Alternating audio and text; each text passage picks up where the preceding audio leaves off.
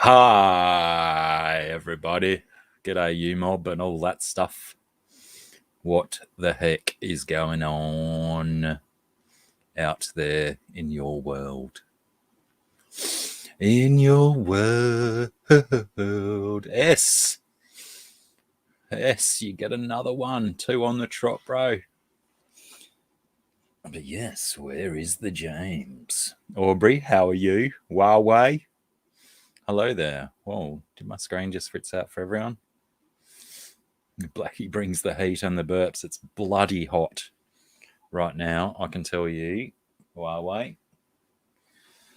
Outside is no one's friend right now. And the burps, yeah, I'm sure I'll have plenty burps for all during the progress of this thing. Paddy Shaddy lurking away. Big D, how's it going? You got some perps. Oh, I was going to say, what's the perps? And then I saw the emoji and that made it quite evident. Punchy, how are you, love? Good to see you. And an interesting occurrence on Punchy's stream the other day, which I'll get into a little bit later once we get through this one. 11-1 streams, Aubrey. Not Audrey, Aubrey. Yes, I like to call it the Nelson. The Nelson of streams. 111. It's a superstitious number in English cricket. Yes, there's been some interesting occurrences with the Nelson over the years. But yes, it's 11-1 is also a lovely way to say that number. Kiwi Mamo, a kia ora to you, love. Who else we got? Chris Robertson hates the music so much, disliked twice. Thank goodness they don't show us those dislikes anymore. BJ, how the devil are you? Always a lovely treat to have you in the joint. Pardon me. Chris Salazar, how's it going, man? Good to see you. GTA. Gnarly fish tanks. G'day, mate. It's been a wee minute since I've seen your lovely head rocking around the neighbourhood. -1, -16. Nice. C2, 3. Clarence. Bro, always a bloody treat to have you in the house, mate. Welcome. Welcome indeed. Yeah, so while it's fresh on my mind, I was on Punchy Paint's art stream on Sunday afternoon my time and did one of those shameless begs for what do you call them, subscribers on her stream, and got a whole bunch of new subscribers, which was fantastic because I went from 749 to up over 760. But now for the last few days, I've been on 749. So I don't think that people from, maybe people from Pam's streams went and checked out some of my content and realised this is not the channel for me. Yeah, maybe I timed that up hike from Pam's family and friends, family of friends, all of them. Yeah, it might have timed in with, one of those YouTube culls where they get rid of your subscribers if they're not actually, what C23 says, purging out a bunch of ones that aren't watching videos or anything like that, or no engagement, etc. I know I've had it happen to me where I've been unsubscribed. I'm sure everyone in the room has probably had that that surprise that they're not subscribed to this channel sort of thing. Yeah, right. So there we go. I think, yeah, it just was a miraculous timing. So now I still have to bounce around that 750 mark again. But it was great to get that, that momentary get over that 750 hurdle that had been bloody plaguing me for months. Well, this 720 to 750 hurdle. We got there, and then we got dropped back. G'day, Rack. How's it going? Welcome, of course. Yeah, right. Yeah, I might. Maybe I should take the thousands of people's advice that keep telling me to do more edited content instead of just these live streams. There's just not much going on, Why can't I get that one piece of hair that's giving me the shits? I can't even find it. No, I'll just cut it all off. I forget where I was going with that. But anyway, yeah. Who cares? It's just YouTube subs. The people that matter are here watching the stream. Surely that's all that matters. What else did I have to talk about? That's it. That's all I've got to talk about. So that's the end of the stream, ladies and gentlemen. Thanks for coming. No, we'll find some other nonsense to rattle on about. No, we got no lockdown at the moment, Clarence. But yeah, there's a, it's still around. It's everywhere. Now, lots of people getting it and sharing it about, but thanks to vaccinations, I guess, not a lot of people are suffering greatly when they obtain the sickness. Huawei, I actually did start one of those. I have got one, but it's on my old computer, and now I don't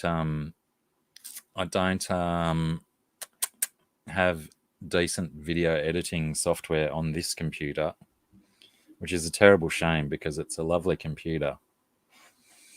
And yeah, I'm not financial enough to just go and buy, and I don't like doing, pirated software these days, which granted was what was on my previous computer that I used to edit my videos with. But I never kept the original install file, so I can't use that cracked one anymore.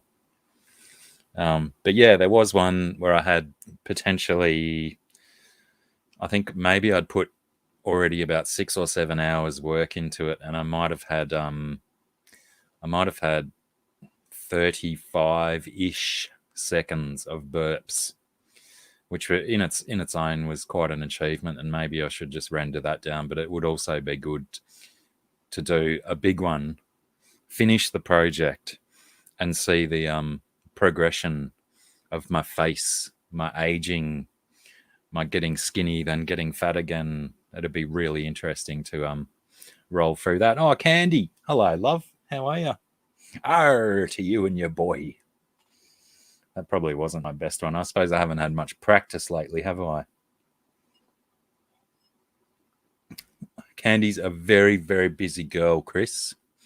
Used to be here a lot, but then, life takes us over, doesn't it? So, yeah, I appreciate any microseconds of Candy's time that she can provide. But, yeah, Corey just did a big stream or something, didn't he? So I assume you were busy with that, love.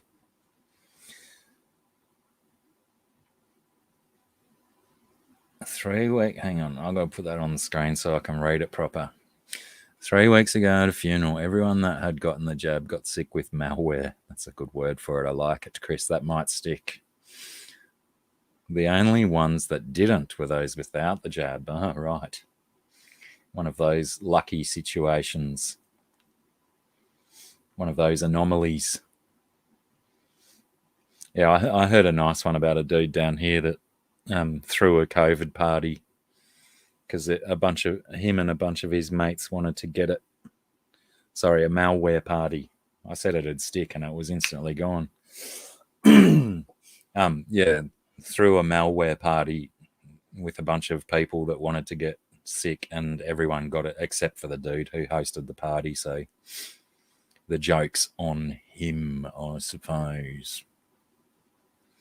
Humorous what people will do. Interesting times. Interesting times. As if that hasn't been said a billion times in the last 18 months or so. Crikey, we're up to 2 years, aren't we? Just about. Anyway, some things it'll make us melancholic about, and other things will be sensible adjustments to modern human life. Maybe, hopefully. It depends on the humans involved, I suppose. Crikey. But yeah, bloody hot down here. Super freaking hot and humid. I virtually melt when I step outside. And if I lived out in the woods on my own, I'd probably be shocking the wildlife and walking around naked. But unfortunately, I do live in an urban environment, or kind of, I guess, semi. One side of my house is houses, and the other side is bushes. So I'm on the verge of the herbs. Can't just go wandering around my joint with nothing on, as much as that would be preferable to every item of clothing you're wearing becoming moist as soon as you put it on. Well, that's, it's probably limited unless you're diversifying your migrants. You might want to make sure you're getting a little bit from all over the world. It's a good way to build it up. Increase your biome, your intestinal biome, as well as your biome in your lungs, all of the creatures that you need. Mix them up, why not? -1, yeah, I'd take -19 over. Like, it hasn't, the temperature gauge, I don't think, I've been ignoring it. I've been frightened of it. I can walk outside and I know it's hot, and that's good enough for me. I don't need the numbers. But yeah, I'm not 100% sure. I don't think it's been over 40 degrees centigrade, but the humidity, it's just been so, and it just wipes you out. I was contemplating not even streaming today because, I woke up at bloody 10 o'clock this morning or something and walked outside and instantly went, oh, I'm just already done. And it was, took me a good solid cup of coffee and a bourbon and Coke. Sparked me up. Oh, and a banana. I had a banana too. Yeah, banana's good for you. I heard some nonsense today that celery is like an anti-calorie thing. It does something in your body to negate calories. I don't know. I'm not a food scientist. Didn't step outside. The first time I read that, I didn't sleep outside. That was probably wise not to sleep outside or to step outside, Pamela. That was very sensible. Oh, who did I miss? G'day, Nola. I missed you coming in. Where did I miss you? Just there, right. Yeah, edge of town is pretty good, Chris. And actually the nearest house to me, that lady likes to walk around her house nude too. But yeah, she resorts to like putting screens and stuff up so no one can see her. I'm like, dude, I don't mind. I don't mind walking around nude either. So if we have to exchange looking at naked bodies once in a while. Donnie G, how's it going? Donnie Donnie the Dealer, for anyone that watches the Big Lee Show or has seen the Big Lee Show. I shouldn't say watch because it's finished. There may be new stuff coming. Keep your eyes on the prize.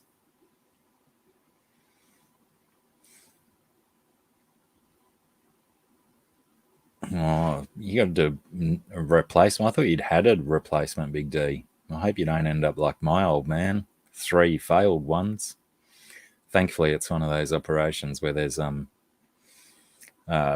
based on percentages, there's more successful knee reconstructions or replacements than failed ones. But my dad just happens to have hit that lottery where 3 of his failed. My mum had one. Hers was perfect, no drama. 3 on the same knee, still rooted.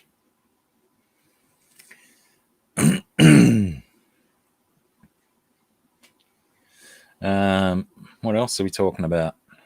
Still waiting for anyone who's showing up.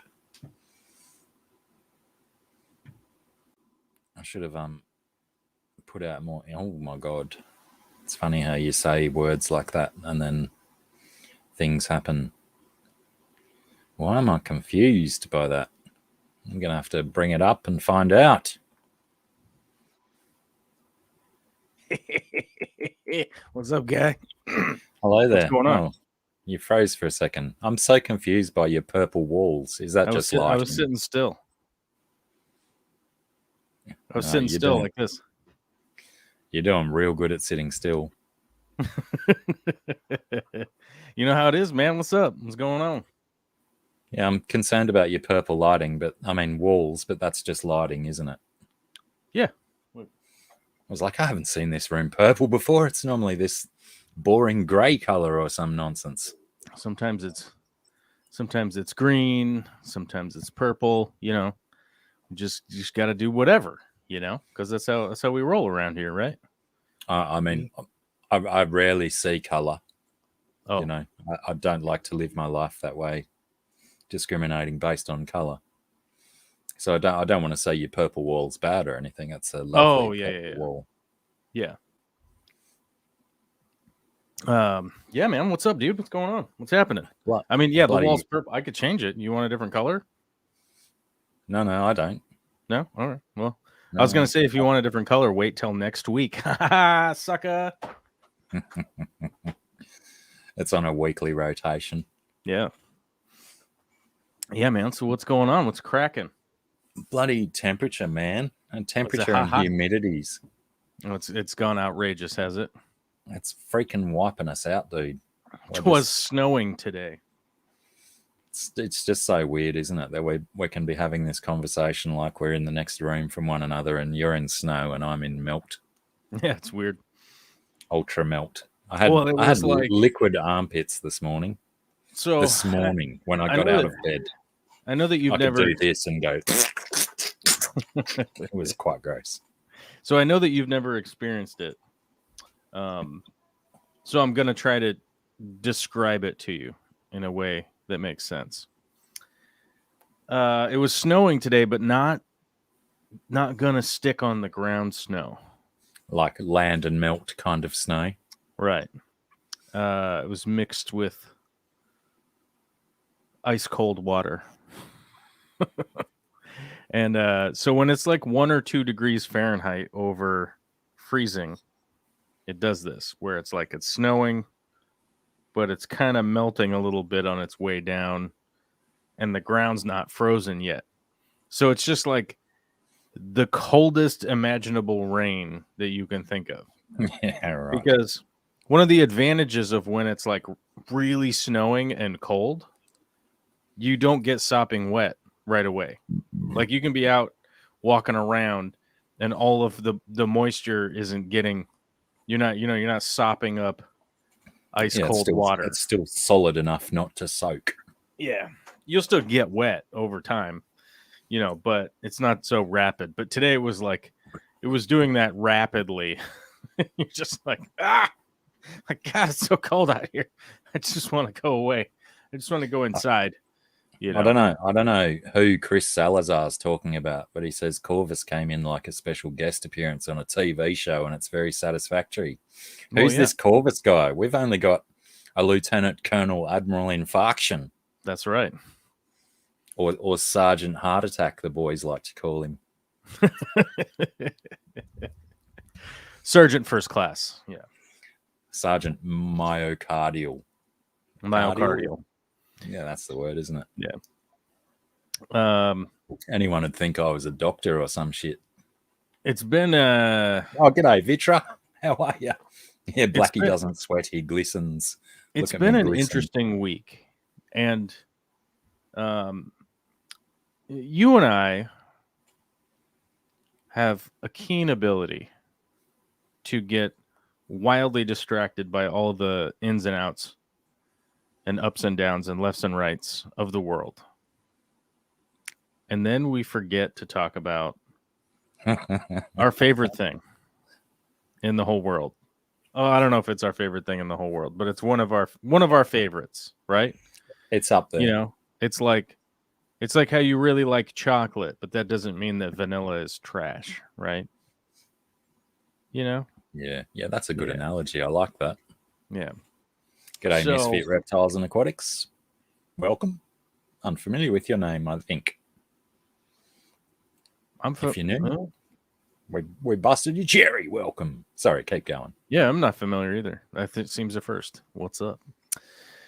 Well, okay. So there have been a lot of things have happened in the Star Wars universe in just a few short weeks here so far. Have you noticed? I have. We've got the Sand People. We didn't get any Jawa stuff. But we got some exposure to Boba Fett. We've got some of his backstory. Where's he been? Backstory. Some of it admittedly makes no sense, but it's good that they're trying to fill in the blanks. You got to suspend your disbelief a little bit because you just have to, I think. You know, it's like when he's in the Sarlacc pit, it doesn't make any sense that the stormtroopers still whole down there, right? Yeah. Like the explanation is that, I mean, obviously his Beskar armor wasn't the only reason he survived, but it generally that seems to be what the message there was, right? Seems like the stormtrooper would have been digested a little faster, but whatever. Yeah, it's funny. Yeah, it's funny. Vitra says parts lady. I believe that's Amy Sedaris's character. Right. I saw a classic funny meme of her today that was a manga and a Star Wars crossover where some manga dude with a Jawa's head was staring at this picture, and then they showed the next frame and it was a picture of parts lady. Oh yeah. Well, that's what I was saying. That we've learned something about the Jawas. Clearly, the Jawas are interacting with people a lot more than we thought. They seem to be very aloof characters, but apparently they're just in town. Whenever you talk about them, they'll just come around a corner real quick. You know, if you're just like, hey, then Jawas normally have extra parts. They just they just come around the corner like, oh, yeah, I heard they're on tap. Yeah, they're just right there on demand. They're on demand, like Alexa, maximum volume.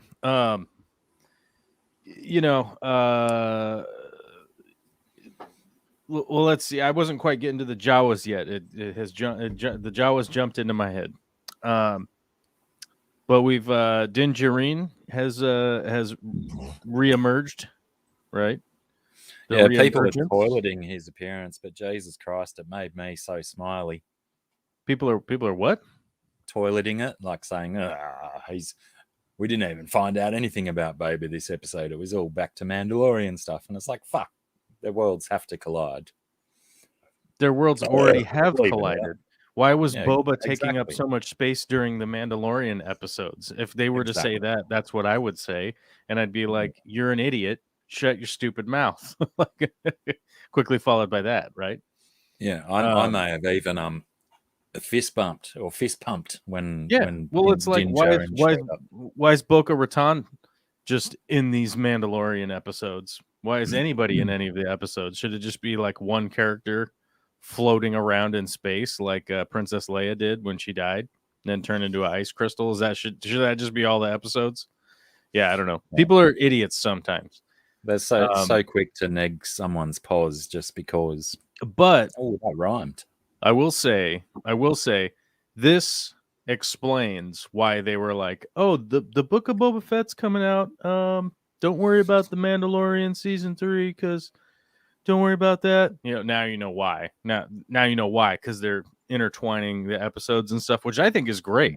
Yeah, I agree. personally think is fantastic.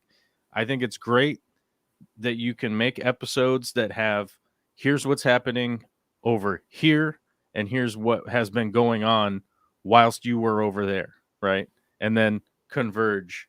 So you have like the full story, as opposed to doing the like Pulp Fiction thing where you like go backwards and go forwards, and you know what I mean?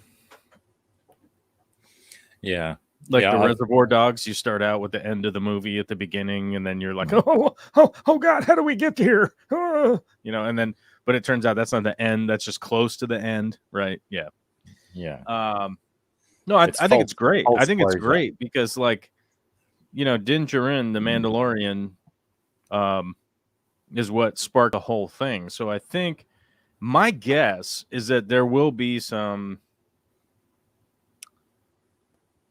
other Mandalorian characters getting some exposition in this series, which I think is important because it seems to me where the storyline is going is to develop some kind of return to Mandalore, some kind of something. Just informing everyone that the Mandalorian culture is still alive and well, and there's people willing to uphold it and return Mandalore to what it was, or something like that. The thing is that, like, he's of a, Din Djarin is, he's an orphan, right? Who was brought in by the Children of the Watch, or Children of the Dark Watch, or the Children of the Watch, right? I think that's who they are. They're weirdos. They're a weird group. Like, he's been raised by psychotic conservative, like, not Mormons, but not Mormons, but like, but they're like, who am I thinking of? I don't know. Just think of a cult religion and just put that in your brain. I call them adherents because they're very sticklers to their policies and their beliefs. Well, yeah, but it's a misconstrued. But it's their ideology of like what the the rules of being a Mandalorian are, like, skewed, like all crazy. Like, it's not, because I think, what is it? They have like the five septs or whatever they're called, like the 5 rules that they follow. But they're just like the 10 Commandments. It's like, just like, don't be a douche. Don't turbo douche. What is it? Hold on. What are the 5 rules? Well, what episode was Ned Smelly in Bird Garden? Or is Rack just trying to sling Australian references around? What's that? Bogans as well. Well, Rack's using these subtle Australianisms, it seems like, because I don't think there would have been Ned Smelly in a Star Wars show. But yeah, Ned Kelly is an Australian bushranger, right? And people used to call him Ned Smelly as a derision. But he was okay. He was just looking out for good people. Bit of a prick, though. G'day, Vince. How's it going? Late to the dance. But yeah, maybe the Mandalorians are like Scientologists. Well, no, it's not the Mandalorians. It's the sect that he's from are like cultists. Like, they're like, one of the reasons that they survived the what is it, the Night of 1,000 Tears or whatever, is because they basically like weren't really all that welcome on Mandalore proper. Like they were off planet because people were like, dude, get out of here. You guys are such dickheads, you know? So they were like hanging out on a moon and nobody knew that they were there. They were skulking in the shadows where they belonged. Okay, so Mandalorian armor comes in various colors. There's blue, green, red, black, gold, gray, and orange. And they all stand for something supposedly-ish, right? Blue's reliability, green is duty, red, honoring a parent, black, justice, gold, vengeance, gray, mourning a lost love, orange, a lust for life. So, yeah, I mean, but I'm trying to find their code is like, you know, it's like the five rules to lead your life, and maybe it's just 4 rules here. Like I think it's the canons of honor or whatever, right? It's their code of honor. I'm not sure. I don't believe I've ever even considered it. Probably because there's so many mixed up ones with all the different cults and whatnot. I can still hear you. Let me see. Code of Honor Mandalore. Here we go.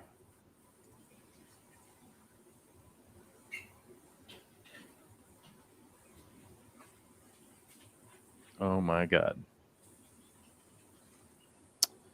Let's see here. Hold on, I'm gonna find them because I know I've read them before, but there's no way I could recite them. It was revealed that Dingerin was rescued by the Death Watch. That's who they're called. But they're like, I was struggling to remember that too. But they're like the children of the Death Watch or whatever, right? Like these aren't the actual Death Watch guys because the Death Watch group was like before, I think. I could be wrong, but I'm pretty sure like. Okay, the Mandalorian Code of Honor says strength is life, for the strong have right to rule. Honor is life, for with no honor, one may as well be dead. Death is life, one should die as they have lived. Yeah, so I mean, that's it. That's their code, is that like strength is life, for the strong have the right to rule. Honor is life, for with no honor, one may as well be dead. Death is life, one should die as they have lived. That's basically it. Like that's the rules of their life. Just that's it. Nothing says like don't take your helmet off or you'll be shamed, right? Like it doesn't say any of that crap. It's like it's basically how people interpret the Bible. Interpret the Bible or whatever. You know, it's like, oh, we can't have gay people because the Bible says something about sheep here. You know, and you're like, wait, what? What's going on, dude? What are you doing? Right, Pipex. Oh, Pepex is here. Forged Beskar with color tints or armor polishes. From my understanding, like most of them are like painted. That's why Sabine Wren, right? Sabine Wren is always like painting her armor, right? The young one. Yeah. Yeah. I think she's just expressing her artistic individuality. I don't think she aligns herself really with her family's colors or any of the old stuff like that. Well, I think it's just like there's a color code essentially to like what colors you put on your armor is sort of like an outward expression of either loyalty to a group or like an ideology or, you know, I think seems to be like have been when I've listened to the books and stuff, that seems to be the case. Maybe I'm like misinterpreting it. Obviously we're gonna have to get George Lucas on the call next week, and then hopefully he can like help us figure it out, navigate. I thought Sabine Wren was a Filoni character, not a Lucas character. Yeah, but he knows. Dave Filoni's like super busy right now. George Lucas is retired. He's got a little bit of time on his hands. You know, he's got like $3 billion and he's retired, so he can come on. And we can just shoot the breeze. Wouldn't that be wild if we just asked him and not even a Star Wars affiliated podcast, and he chose this one to come on and talk about Star Wars, primarily just to talk about Sabine's colors, right? Just to ask questions about like Beskar armor, and he'd be like, I don't know. I just kind of thought it was like an armor that existed, and people kind of ran with it, and now there's a whole lot of information behind it, and I'm retired, so I haven't even read it all. Yeah. Yeah. How long did it take you to work that out, Huawei? Hey, how long did it take you to work that out? Nerds. You guys are a bunch of nerds. That's right. Yeah, I kind of like the Mandalorian Chris code a little Robertson bit has better. a good point here. That's He what says I was just replying to. well, those codes would be equivalent to the Bible's commandments. Yeah, it's like the codes they have is basically the 10 commandments. But there's they're just thrown it in a few less words. Right, but by my understanding of the lore, they never like extrapolated a Torah or something from them. You know what I mean? Like they never went like, "Hey guys, here's a 2,000-page book that y'all should really read about a bunch of stuff." Because they were like passed down oral lore. Because the Mandalorians were like super busy. Because not only were you like a farmer or a bootmaker or a clothier or whatever, but you also had to be a soldier. Like you had to be ready to defend Mandalore to some degree. I mean, not everybody was like on the front lines, full armor, ready to go or anything like that, but everyone was supposed to be ready to defend their planet, right? Which didn't work out when they were attacked. When the big attack came, it didn't work out for them, Yeah, I think like Rex says about the ribbons and extra colors and stuff. I think colors and ribbons and lines and shit have denoted different groups for a long time in any military uniforms and finery. Yeah. But yeah, it's been good. We've had Boba Fett backstory. We've had the growth of his relationship with Fennec Shand over the first few episodes, and why they belong to each other. And we've had multicolored motor scooters. Yeah, the multicolored motor scooters has got to be the worst part. But I get what they're doing there with some, it's callbacks to the 70s England. This biker gang, if you want to call them a biker gang, are modified. So they call themselves mods. Well, that's why I think it relates back to England as well, is because they're mods, like, the mods getting around in England. It's literally what I just said, is that like in the 70s. Fiddled the meaning a little bit. Well, no. This biker gang is modified. They're called the mods, right? And then so they modeled them after the mods from the 70s England. I mean, the motorcycles give it away. Like the motorcycles they're riding around, they have 900 rear view mirrors on them, like just like the ones in the 70s kids did in England, not in the States. But wasn't the nobody was that mods, silly in the States. The mods reference in England was modern, wasn't it? Not modified. No, I think so. But because they were all the snappy but modern the gang dresses. In the Book of Boba Fett are modified, and they're called the mods. So that's why, I don't know. I thought it was just silly and kind of stupid to even put that in like that. Yeah, I think it was S before made a comment about the their speeder bike chase, which again, it's not good. It was really a little bit disappointing in some of the. Yeah, I mean, it's really Robert Rodriguez shot too. Which, by the way, I do not like his. I really don't like Robert Rodriguez. I don't know. I really wanted to. He's made all those weird movies, and I just really wanted to like him, but I just generally don't. I think I've seen a couple of his horror movies, but I think potentially, that might be what he's good at, doing the scary stuff. Well, they're like watchable. They're like watchable, but they're not good. I guess, I mean, I don't know. That's a statement you could make about probably 90% of horror movies. It's not 90% of stuff. Yeah, film in general. Yeah, it's called the Nelson rack. The Nelson is the 111. No. Whatever 111 spiritually significant some other way. I'm quite happy just to, tie it into English cricket superstition.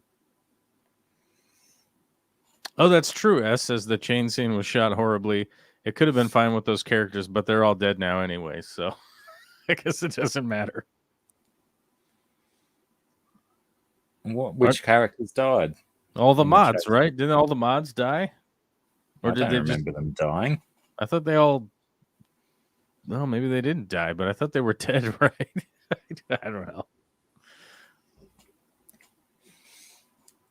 Yeah, but it's a desert planet covered in sand, limited water, and those speeders are bright and shiny and clean. Yes, that's also a big problem. Anything in any show that shows up bright and shiny and clean is just nightmare fuel for me when I'm watching something that's clearly shot like we live on the streets, and yeah. Why are you wearing a clean and pressed tuxedo then, sir? Problematic was what I tried to say. Yeah, right. Bright shiny colors don't work on Tatooine, and they like you say, they clearly don't have a solid enough water supply to be constantly washing their motorbikes, right, to make them so although maybe that was the joke, that they'd use so much water because they owed all that money to the water guy. Good point. Yeah, so maybe that's the explanation as to why too much money to the water guy. Why didn't was Stephen Root saying, because it was Stephen Root as the water guy, great actor, good fun guy. Why didn't he did he actually say that they were buying water, or they were only stealing it off him, or did they owe him money? They owed him money. They owed him money for water rations. Boba paid him the $500 to get him off their back. Yeah, those kids are clearly over indulging on the washing of the motorbikes, or the speeders, whatever you want to call them. Yeah. Chris says, ever been to the Hood? Lots of gold and new clothes. Yes. I've also been to the homeless encampments. I've been to Under the Bridge, and I've been to the Hood where people don't have lots of gold and new clothes. One of those encampments that you smell before you see. But I haven't been to the Hood in like downtown Beirut, where it's all sandy and there's no water and everybody's not doing too well financially, and there's a couple of rich people, which is kind of what's happening in this town. There's like a couple people that are extracting a lot of wealth, and a lot of poor people trying to bolt some rusty crap together to hopefully, I don't know, find some converters. What is it? What is that? They're just trying to find sticks for legs. What is it that Luke wants to get? Doesn't he? We'll have to go down and get some converters. It is converters. Yeah, it is. Yeah, I mean, we're talking about there's moisture farmers. There's moisture farmers, and it's just enough to sustain two elderly people and a young orphan. That's it. And a biker gang shows up and just murders everybody, and that's not good. And there wasn't even any there's no pushback. Did you ever notice that? Vitra raises a really good point. Maybe they are using ultrasonic waves to shake all the dirt off their bikes. Maybe it's a built-in feature of their modified cycles. It could be. I will say that the one thing that I find very odd about the framing of certain parts of Star Wars, like on Tatooine, right? This is an insanely dangerous planet. People are getting murked all over the place. People's arms are getting ripped off. People are just getting shot by a train going by. Biker gangs are showing up and murdering, amongst other things, also your whole family, and then just leaving a biker gang tag on the door on the way out. We were here and we did the crimes. They left their tag. They left their tag there, signature rape and murder victims, and just rode off into the desert. Now, the thing I find odd is that they sprinkle in all of these like very, very, very, very defenseless people somehow into this world, which is like, it makes no sense that there's like a 38-year-old grown man who's like, please, all I have is this white robe and I am defenseless, you know, and you're like, how did you get to this age? Like, everyone is getting murdered around every corner. Like, you should have some adept ability to at least defend yourself. Like, maybe you're not one of the murderers, but you should at least like have impenetrability defense. You know, maybe his skill lies in the running away rapidly. the escape. But they didn't escape. They're just living in a hut. You know, like, what do you just live in this one spot? They just ride their speeders over there real quick. Like, hey, there they are right over there in that hut. I don't know. I find it very, I don't know. I just, that the juxtaposition of like super defenseless people amongst the everyone else who's like super adept and super murdery and super robbery committing. I suppose that it takes a village, you know, you still need the, I understand it takes a village, but I don't understand how these super defenseless people have survived this long. It just makes no sense. You know, maybe there's a sense in the lawlessness that, you know, people still need a reason to bump someone off. They're not just going to bump off some dude if he's got no more than a single credit in his wallet. I mean, that's possible. That's possible. But like, there's clearly like lizard aliens that eat human meat, you know? Like, what would stop them from just taking a bite out of your parts? You know, I don't know. I'm just, there's a part where Boba Fett gets attacked by the 6-legged giant ant man thing, and somehow he just defeats it barehanded, which makes no sense. But it might have 6 legs, but they're not necessarily that movable and functional, apart from lifting lots of weight, being extraordinarily strong. I will living off no water in the desert and being gigantic, having extra limbs. Got it. Oh, that's another thing too. Are we going to find out? Because there's been a couple of references now to how Tatooine used to be covered in water. Are we going to find out the history of Tatooine's losing its water? Didn't they? Wait, isn't there? I think there's a thing behind that. I think that already exists, right? I don't know. I don't think I knew that Tatooine used to be covered in water until Boba Fett, this series. Sometime in Tatooine's history, the whole planet became a desert by unknown means when the oceans dried away. Much later, it would be colonized by early settlers and explorers who mistook the planet for a third sun owing to its highly reflective silicate surface. Okay.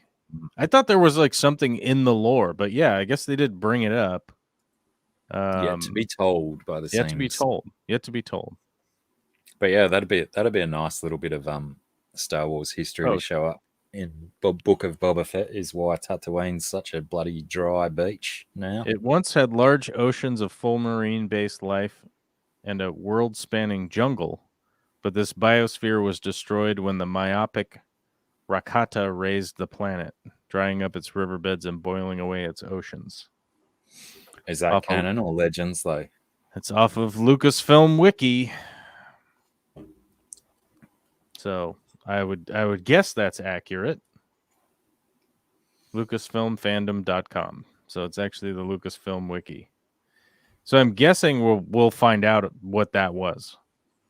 The myopic Rakata. That sounds distinctly like something that Boba Fett would say. The Rakata. And then look down to the ground and bend the knee a little bit. I haven't read Tag and Blink Huawei, but there's certainly a bunch of other choice Star Wars comics out there. The War of the Bounty Hunters series has been quite good, and now it's gone into the Crimson Dawn's goings on and stuff. What's that? The War of the Bounty Hunters, when there's been half a dozen issues, sorry, talking in TV terms about comics, around the time when Han Solo was put in carbonite, and then was stolen from Boba Fett, and there's this whole series of comics based on him trying to retrieve, and at the same time, what's her name, Kira, is reforming all of her nasty friends into, well, from the Crimson Dawn, and then they turn into something else. I think they've got some other name, but maybe they still remain the Crimson Dawn. And then the Crimson Dawn starts, their surge in power and nastiness and whatnot to compete with the Empire, I think. Well. But yeah, it's fun. It's funny how all of this stuff happened between Empire Strikes Back and Return of the Jedi, but no one knows about it until you read the comics, and there's all the stories in there. Well, there you go. And there's a sense too that another comic book character who hasn't been realized in any TV stuff, Dr. Aphra, quite a attractive archaeologist, Indiana Jones style. She's like the Indiana Jones style of the Star Wars franchise. There's thoughts and feels that she might show up in this current Boba Fett series as well, because she used to do a fair bit of work with Black Chrysanth, and Black Chrysanth has also worked with Vader, right? So there's there's vibes out there that we might get a little bit of an introduction to Dr. Aphra in this series, and then maybe she might deserve some of her comic books going to TV as well, because she had some really cool stories. Well, there's a lot of content going to be coming out here for a while, which I think is a good thing. And you get to watch the new episode here in a little bit. Mere hours. 3 minutes 43. 3 hours 43 minutes, but who's counting? I think it's 7. I think 7 p.m. is when it came out. I just did the maths on the fly there. I don't really have a counter going. You have an alarm clock that goes off? Yeah, no. Before anybody spoils it for you. By the time it comes out, I'm generally in the kitchen cooking dinner, so I still have to wait until after the dinner rush before I can sit down and enjoy televisuals on the large screen with the large sound. S keeps claiming that I've never watched Attack on Titan. I've watched Attack on Titan. I got bored with it, and I stopped watching it because there was no end in sight, because there was always been like the final season is going to come out, and it never came out. And so I never got invested in it, but I guess the new season is out now. I don't know. S can clarify, but I think the new season is out, or it's coming out, or it's scheduled to come out, or something like that. So I might watch it once it's all out. I think I had a similar experience with it. I know that I started to try and watch it, but I didn't get invested in it either. But I'm not 100% sure whether that was because, no, hang on. Let me rewind a bit. I had no idea about where it was going or anything like that, but obviously it didn't excite me enough to keep me watching. Right. Which is ultimately what you got to do. I mean, that's really what you got to do. You gotta rope. You got to grab me by the eyeballs. By the balls, yes. Eyeballs. Yes. Yes, the eyeballs. That's yes. Grabbing. Yeah, it hurts a little bit less than if you just grab me by the balls, because that hurts. Yeah, don't be grasping my yobbles. in saying that, when in my cricketing playing days, I never wore a testicular protector, and I never got hit in the balls once. Oh, well, all it takes is once. It just takes that one time. Just that one time, and that's all you need. I just always felt that it taught me better defense, better solid getting behind the ball and defending, not letting it through or playing it off your legs, because you had that your balls are not protected. So you learn very, very, very, very, very, very quickly how to protect them out of necessity. It sounds overly dangerous, I think. Well, I think a lot of the blokes that I used to play cricket against also thought that I was a little bit of a something weird, because I didn't play with any of the pads on the legs either. Oh yeah, which cricket is quite renowned for its padding required because of how hard the ball is. Yeah, I don't even think I played with gloves in the last couple of years of the cricket that I played. Just a bloody pair of sand shoes, some shorts, and a t-shirt. Hit me if you can, boys. I do have some photos of a black eye that I once got from being hit in the face with a cricket ball. What? Like me and my nephew were just playing in the nets, which is like a baseball cage kind of thing, a practice place where you don't have to go and walk 100 meters to fetch the ball, because it just gets hit into a cage. But yeah, I went for a big shot, and it came off the top edge of my bat and hit me right here in the face and gave me a nice black eye for a few days. Well, apart from this stupid finger, that was probably the worst cricket injury. Well, getting hit in the face is different than getting hit in the balls by a fast-moving hard ball like a cricket ball. Yeah. What the hell is that thing called? Does it have a name? It's called a cricket ball. Well done. You got it first go. That's it? Yeah, you don't have a good name? You don't have a good name for it? Some people call it a cherry. Some people call it a rock. They're slang terms for it. It should have a fancy name. Everything else in cricket has some kind of sticky wicket nonsense name. Right? Some people call it a six-stitcher. Did he get a sticky wicket? Couldn't tell you. I don't even know what a sticky wicket is. I don't know either. It's just we're all in a mystery of cricket mayhem. Is it the worst? Is it the worst? What? Cricket. Oh, it might be. No, it's the best. It might be the worst on the planet. It might very well be.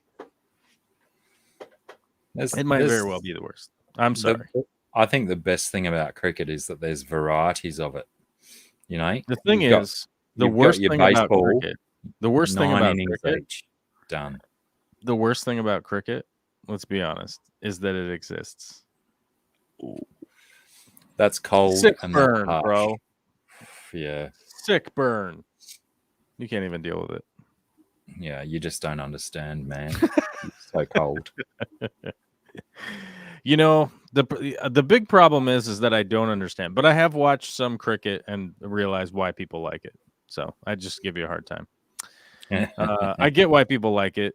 It does make sense when you sort of get what's going on. But still, whatevs, bro. Right? Whatevs. Yes, Rack. Thankfully on the strumming hand, and also I can still just reach an octave on a piano with these two claws. Didn't ruin my piano career as well. But yeah, lucky I'm not a lefty. Oh yeah. Vitra's wondering, what are your thoughts on the new Mando ship? Why did the parts lady hone out the droid part Was it to make the ship lighter, or was it so it could have bigger beer fridge back there? We'll talk about the ship in a second, but I can tell you why they don't have a droid in the droid part. Din Djarin's family was murdered by robots, so he don't like robots.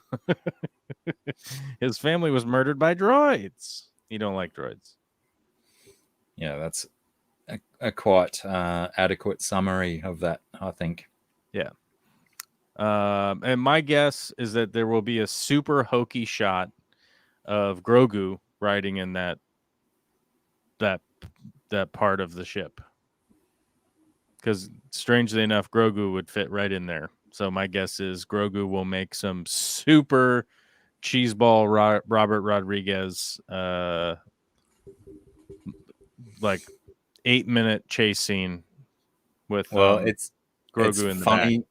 It's funny you should mention Grogu's potential in there, because there are stories from olden times where force sensitive people were used as navigators for the hyperspace lanes, and that where they weren't certain, like what's his name, the blue dude from Rebels.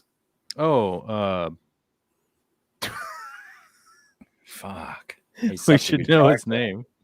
We should know his name. One of the best characters. Fucking the bad guy. The Fucking come to our aid, chat. chat. Thrawn. Thank you, S.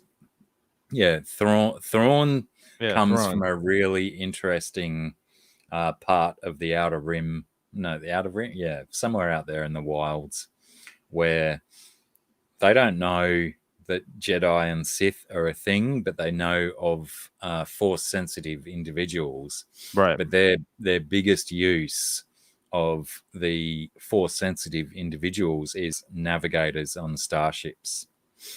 You didn't get it wrong, BJ. Cad Bane is certainly a blue villain, and was he in Rebels as well? I think he did show up in Rebels. Yeah. But yeah, that's all they pretty much knew of the Force sensitive people, was that they could navigate through the hyperspace routes and whatnot. They didn't know that they could be Jedi or Sith or have all of these other magical abilities. Yeah. So potentially that leads us into why Din Djarin's ship has this little slot that might just fit a wee Grogu. So maybe Grogu can navigate the hyperspace routes instead of using clunky old computers and whatnot.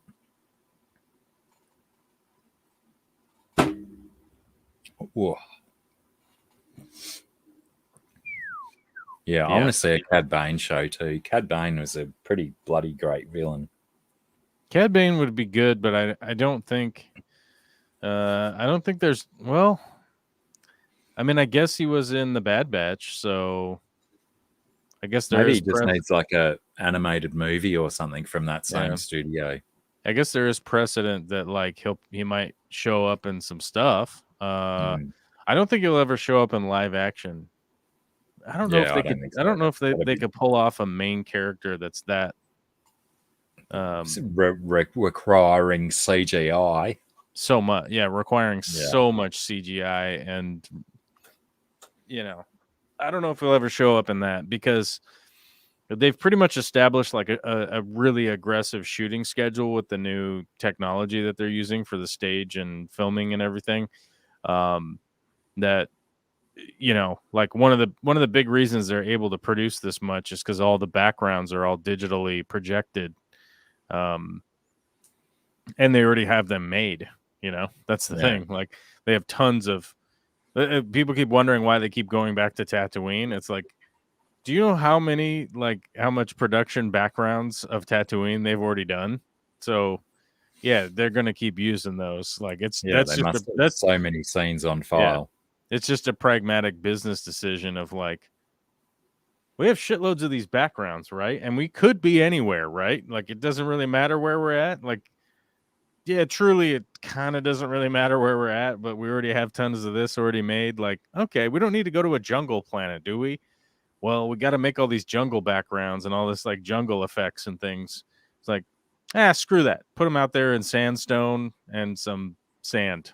Like we'll Yeah. shoot it. You know, How let's much go. must the animators love that? Because I'm sure there's so many presets for sand in those expensive animating programs. Well, it's all stuff that like Lucasfilms has made over the years, you know, and like most of the stage stuff that they did was they had to build all these dioramas and stuff like full size stage sets, and then you can only shoot them from so many angles, right? For people to realize that they're in the same place, right? Yeah. Like they're just around. They're in the exact. They ran around the corner to the exact same room that they were just in, right? It's like, oh, but there's a wall over there that's painted red now. Like, wink, wink, nudge, nudge, right? Like we're just on a different part of the ship, like so. Which understandably, like it just takes a lot of time to make all that stuff, move all the cameras around, move all the lighting around, move all the sound stuff, all that crap, and so I think we are going to see a lot of what we've already kind of seen in a certain way.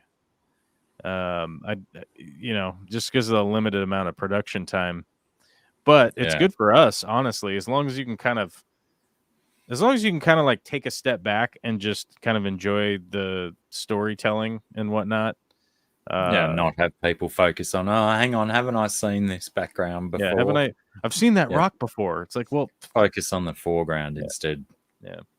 So, look out! Two Dougs is here and wants us to start again. So, we'll just start again.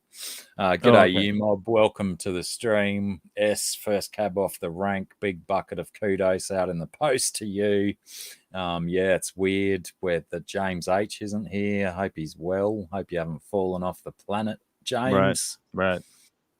How's the weather out there, man? It's bloody so hot and humid. What about you? Oh my God, it was snowing today, man. And I gotta tell you, I gotta tell you, it's next level cold out there, bro. But it was that wet cold and windy too. I'm telling you. And then the sun would come out. Your shoes get wet. You'd be blinded by the sun, because all of a sudden the sun would peek out for a second. It'd beam right in your eye, and it reflects off of all the water everywhere. So if you're driving, good luck, man. A lot of reflections coming at your face. That low-hanging angle of the sun. The angle of the sun's not good for us right now. It's down here it beams right in your eye, dude. I'm telling you. You got to be ready. You got to be ready at all times. Anytime the beams are coming at you, you got to be ready. You got to be prepared. You got to be polarized. Doesn't matter. Got to be ready. Yeah. Yeah. So anyhow. Have you ever heard of Star Wars before? What? Have you heard of Star Wars? Star Wars. Yeah, I like that stuff. Star Wars. Rack is asking, Joel, what's your last piece of studio gear and what will be your next? That will give me a perfect opportunity to go and wrestle a crocodile and top up my beverage.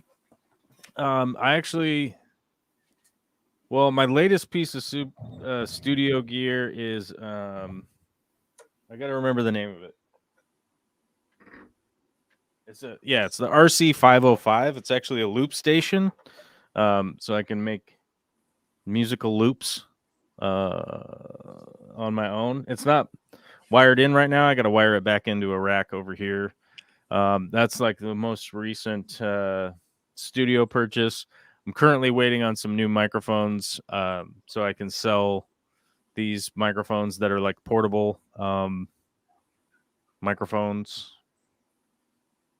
like wireless microphones. But they haven't been released yet. I did order them and paid for them. But due to the chip shortage that's ongoing, these have been delayed until March, which sucks because I gave them my money last year. Which is a big bummer. And I've been saving for I think 18 months now for the next camera because I was waiting for Canon to put out the video camera that I was hoping to upgrade to. And what was rumored, so the current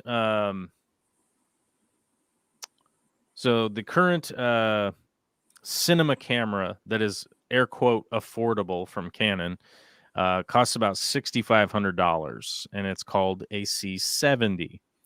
Now, a lower grade camera of that was supposed to be coming out, rumored, which was going to be called the C50, which was supposed to be like a lesser version of that cinema camera. And I was planning on buying that because it was supposed to be rumored to be about $3,000, which is admittedly a lot of money. But if I could streamline a lot of my filming to be able to take just little GoPros with me, even though I use the DJI version, you guys get what I'm talking about. So I'd be able to take 2 of those and a cinema camera, a very compact cinema camera with me. That would have been amazing because I've spent a lot of my investment has gone into camera lenses and equipment like that. So that was that's been on my list. I've been saving for it for a long time, but due to the chip shortage, instead of Canon putting out that camera, they decided to take their R5 platform, which is their 8K digital DSLR camera, right? And turn that into a cinema camera. And they just released it the other day, which I've been waiting for a really long time for this camera to be released. And it is $4,500. Where I live, I pay 10% in sales tax. So that's going to put it to about $5,000 after tax. And if there's shipping and handling and whatever, it's $5,000, and it's just beyond my budget to spend on a camera that would likely mostly be used for YouTube content. I mean, realistically, most of the stuff that I do is for YouTube. I don't really have any sponsors for my channel, so I'm not like making commercials for anybody or doing any of that kind of crap. So mostly what I do is make YouTube content.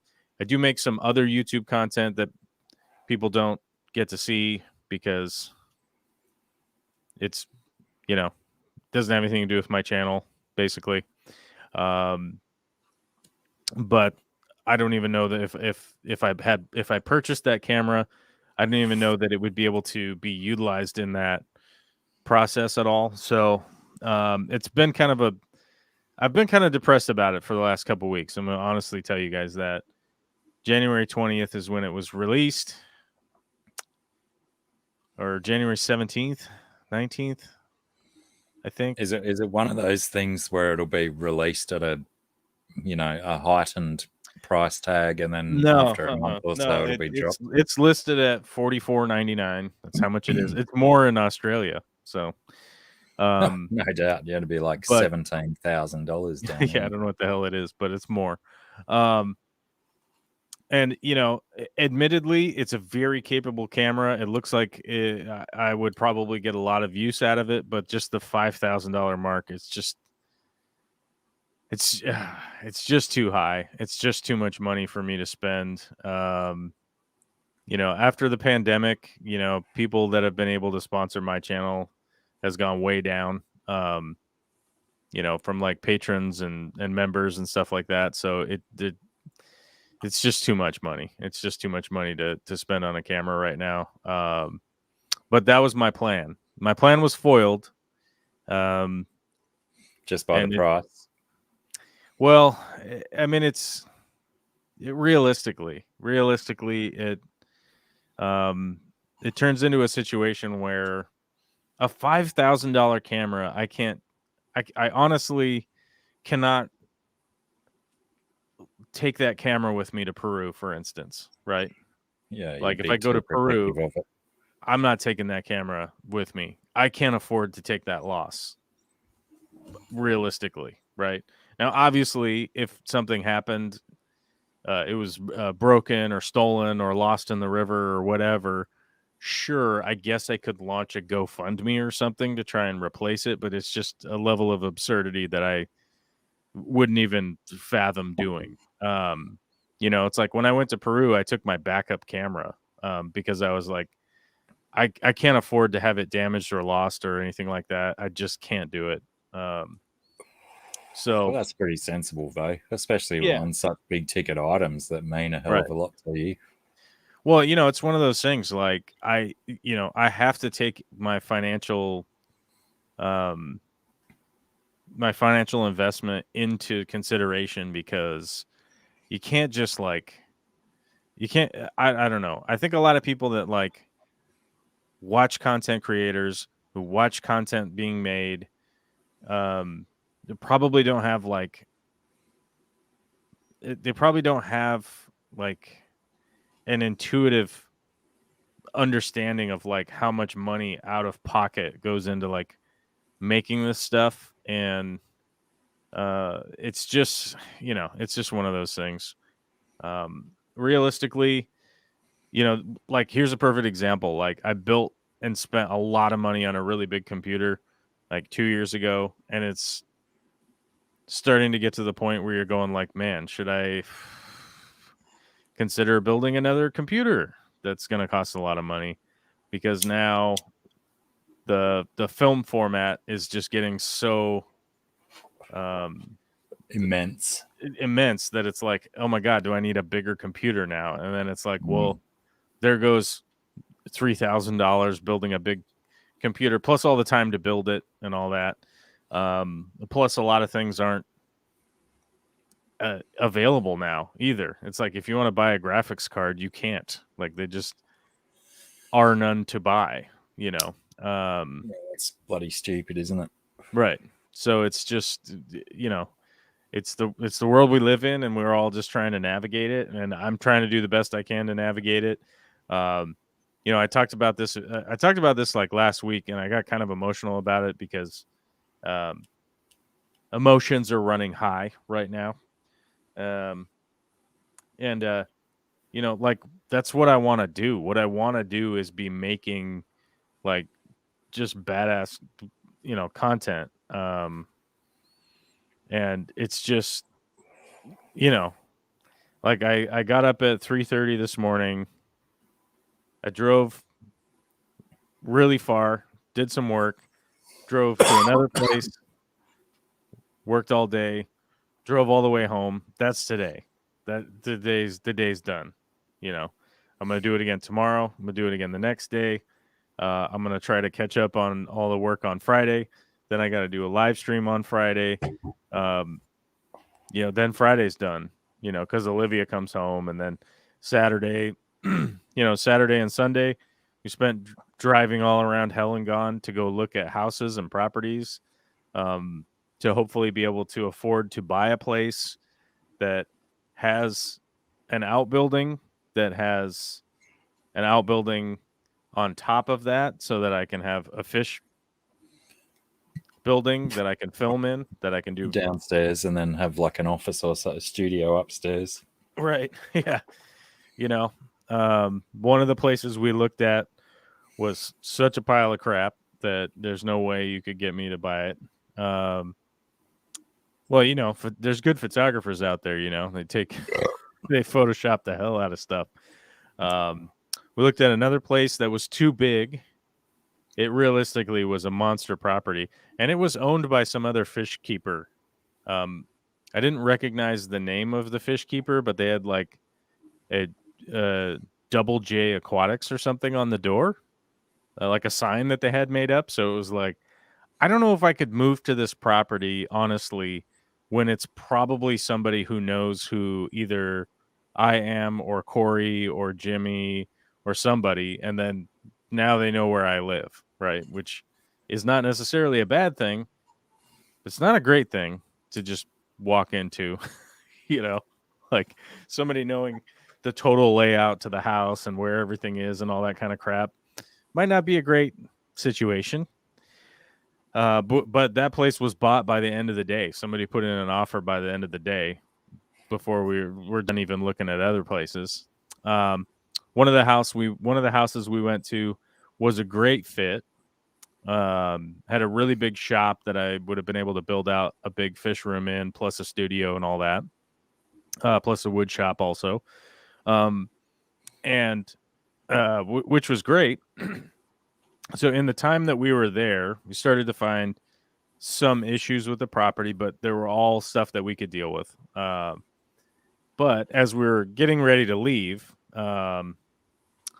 an older fellow in a Cadillac CTS, which is a pretty expensive car, if you guys are familiar with that, shows up with his son, who's probably about 25, who's driving a 2022 or 21 Ford Raptor, which is like a $100,000 pickup. Quickly followed by another young couple who pulled up in another brand new truck, which was like, a giant pickup truck that's a diesel for hauling stuff, but they're just driving it around like their car. $90,000 truck. And it's literally people coming up like, we're gonna offer 100,000 over the asking price, and it's like, the reality is that Vicky and I are looking at having to pay something like a $3,000 a month mortgage payment to be able to move to a different location than here. And most people aren't going to recognize the amount of work that goes into paying a $3,000 a month mortgage payment when they watch a YouTube video, right? They don't care. That just means nothing to them. And I really don't think that it should, right? But the reality is, like, we're investing in our future and the stuff that we're trying to do. And that's just what it's going to take, and so, I'm continuing down the road that hopefully it pays off, or hopefully it works out so that I'm able to make content like that. But I also have a tiny person that is reliant on me taking care of them. If we don't, Olivia won't make it, So one of the properties that we found was actually 5 acres up on a hill, really nice property. Had 2 buildings on it, a chicken coop, was ready to put in an offer. And guess what? There's no school there. There's no elementary school for Olivia. What's the closest one? 20-minute drive or something? There's one school. There's one elementary school that's underfunded, understaffed, underperforming, really not doing well. A school that really needs a lot of investment and help. And that is the only school that is available. There is no private school. There is no alternative school. There's nothing. There was no other option. So we really had to make a decision to not try and buy that property because there was no school for our daughter. If it was just Vicky and me, we would have bought it and moved there as soon as it closed. But, that's the situation that we're in. And it's just kind of a gigantic pain in my ass, honestly. It's very frustrating, but it's the reality, and we're just going to keep trying to do what we got to do, So, but it's weird, man. It's weird vibes, it's hard and it's difficult to deal with. But, I don't know. I don't know what else to do. I don't have another option. I did talk about this the other day on the live stream, that there was like a really big sponsorship deal that and you know what? This is my fault. I got my expectations way up. My expectations were way up here. My expectations were way too high. My expectations should have been nothing. But, 3.5 years ago, something like that, there was a lot of talks with a big sponsor that was going to sponsor my channel and a couple other channels. And it ended up falling through. And it really was sort of that honestly was the time where it was like, my God, I've put so much work into this project, and the wind in the sails just, it's like, oh my God, just back to square one, Yeah. and G'day, uh, GRB. quickly following that up,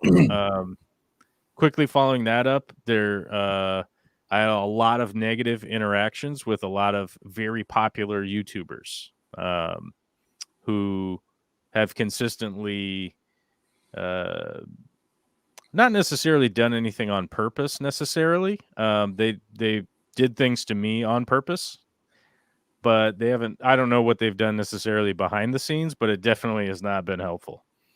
Um, because of some criticisms that I've had of things that they are making money off of that I feel are just so wildly over the line.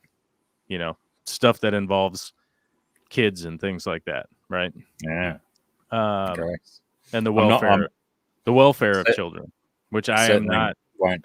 I certainly won't ask you to elaborate that on Right. on a live I'm stream, but I'm being vague. I'm being vague on feel free purpose, to send but me yeah, messages about it and tell me what's going on. yeah. I can say that these people tried to physically fight me at um one of the shows, one of the expos, like the fish expos, the fish conventions. Yeah, right. Yeah, I think I might know about that one. Yeah. So, yeah, like I said, they uh they threatened me face to face, so it's like, of course they're probably not saying nice things behind the scenes, right? So, Yeah. um Right. it's one of those situations where, obviously you have to sort of kind of walk around with certain things with kid gloves and whatnot. Um, but one of the reasons that, like, I am happy to work for and with the aquarium co-op is that everyone that works there and everyone that's involved there, I can honestly say, are good people that have good intentions and are doing the best that they can for the hobby and for the customers and for all the people around. Um, so, you know, I'm very appreciative of my ability to work there, my ability to do things, and I do my best to, um, provide for that situation. So it's not all bad. It's not all bad, So a lot of good things are happening, and I'm just gonna keep rocking and rolling as best I can. Hopefully, I get to end up in a John Favreau spot someday and get to make some really cool content about people with laser swords and stuff. Speaking of houses and stuff, though, when I lived in Sydney, in Australia, Mm-hmm. I lived in this lovely 120 odd year old house Right. that we believed was haunted, but I didn't necessarily believe in ghosts and anything. But some of the experiences that some of my many housemates in that housemates had, may confirm otherwise. But they knocked down the beautiful old timber house and they built this thing instead. Oh wow. Yep, a monolith. I don't know if I can make it clear or not, but It's like you know, it's like a big ass $2.2 million nonsensical building, right? I mean, it was a very, very wealthy suburb of Sydney, Right. and we were potentially living in the shittest house on the block, sort of thing. Yeah, exactly. Worst But yeah, house in the best neighborhood. yeah, that was pretty much what it was. Mm-hmm. There was so much money in that neighborhood. But yeah, to find out just now that it's been knocked down and replaced with that kind of monstrosity. Right. Apologies to those people who might find that kind of house attractive looking, but it doesn't look attractive to me. But I am biased because I lived in the house that was there previous. Right. Right. A few houses I've lived in have been torn down and built up into something else. Yeah, I know of one other that I lived in, but it was just like a shitty little 3-bedroom house that I lived in with 3 Mm-hmm. girls while we did college on the Gold Coast in Queensland. Yeah, the world will not miss that house. It's been replaced with a block of units, so it's the way of the world. Right. The quality old stuff gets replaced, and some of the shitty old stuff gets replaced as well. Right. GRB's talking about op shopping. I feel I should just drop the bloody op shop song. Just to, because GRB said op shop.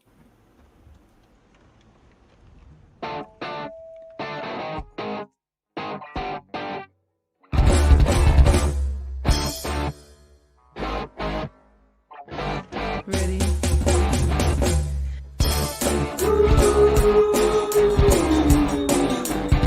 I did say video, but I don't think there's any video. For a brand new hat, 43 years old. Stinks like mold, but it's got heaps of soul.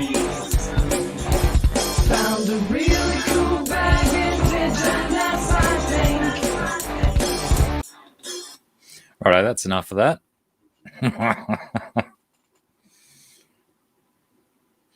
Way too S much. is asking how double much kick in is that one. housing in Edmonton, Washington. I think he's asking about Edmonds. Or they're asking about Edmonds. I don't know if they're a he or a she. Or a they. Or a them. Maybe they're a them. Who knows? I believe S is a they. A A very, very proud they. I will. How much is housing in Edmonds? Well, Edmonds, Probably the place cheaper where than okay, Markham. the place where the co-op is technically an Edmonds address, but it is more like Aurora Village, which Aurora, Echo Lake. To tell you like how many neighborhoods there are in my area, I could just ramble off words forever, and you'd be like, "What are you talking about?" I go,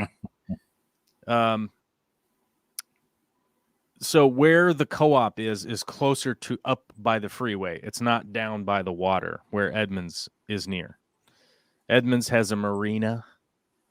It has a ferry boat. It has a big public beach. It has a landing. Ooh, a landing. It has a what do you call it? A farmer's market. It has parks. It has Old Main Street, which has been around for 150 years or something ridiculously short period of time, right? Edmonds and the Edmonds Bowl is sort of it's not like crazy bougie, but it's definitely kind of a more posh area. And so to give you an idea, my mother bought a house that was by far and away the worst house in the best neighborhood. Let me look it up here. I'm going to find it. I'm going to see how much it's evaluated at right now. Here it is. On a tiny corner lot. It is evaluated at $1 million. And the lady that bought it probably... okay, to give you an idea, I'll get the stats for you. Here you go. It's 1,000 square feet, which how many square meters is that? I don't know. Well, times it by 3. No, divide it by 3. Divided by 3, so 330 square meters. Not a big house. 2 bedrooms, 1 bathroom. Whoa, buddy. Huge. Gigantic house. When they bought it, it had a hole the size of a Volkswagen through the roof. That's how bad this house was. It was effed up. It was effed up bad, bros. When they got done fixing it and living in it for however many years, I can find the public record. They purchased it for $180,000, which was the property in the house with the hole in the roof. That's how bad this place was. Raccoons living in there. Even paid for the hole. Yeah, even paid for the hole. When they sold the house, they had lived there for like a good amount of time, 15 years, right? When they sold the house, they sold it for $600,000 cash. The lady purchased the house cash. How many years later? after or 15 3 years. So Oh, they 15, completely remodeled the house. They lived there for a while, a good amount of time, through the ups and the downs of the market. And they sold it for cash for $600,000 cash closing the next day on a house. How about that? No financing or any of that crap. And the lady bought all of the furniture, rugs, wall hangings, shelves, everything that my mom was willing to part with. The lady paid cash for. Wow. Was Yeah. she a movie producer? This lady, I don't know. I have no idea. But here we are, however many years later, now it's $1 million house on a tiny lot, 2-bedroom, 1 bathroom. It's a nice little Wild, house, isn't it? but it is a little house. I mean, and it is nice. It is nice, but it is a small house. $1 million. And it's not even down by the water. It's not down by the water or anything like that. It's just in the neighborhood. Who would have thunk 30 years ago that real estate was where all the profits were at? Let's see. Probably Every only house surrounding that is 1.3 million, 1.4 million, So it's Two- still the two shit point- house on the block. 2.1 million, 2.17 million. And let me head down towards the water here. Because this is the weird thing, is that like people that would visit this area, they would definitely visit the co-op, and then they would go like, oh, where do we got to go? And it's like, oh, go down to the beach and see the ferry and go to the go to the ice cream shop and walk around and stuff. But you got to realize like every property you're looking at is $2 million, $4 million, $5 million. It's crazy. It's just crazy. But that's how it is. That's just how it is now, and it's always going to be that way. Every housing developer, everyone I know, every contractor that builds homes and home lots, they no longer excuse me, they no longer do what they were doing in the past. So even if you go back to like, even if you only go back like 5, 6, 7 years, like a friend of mine owns he owns a home building company that's a legacy company that his dad started like 60 years ago. Yeah.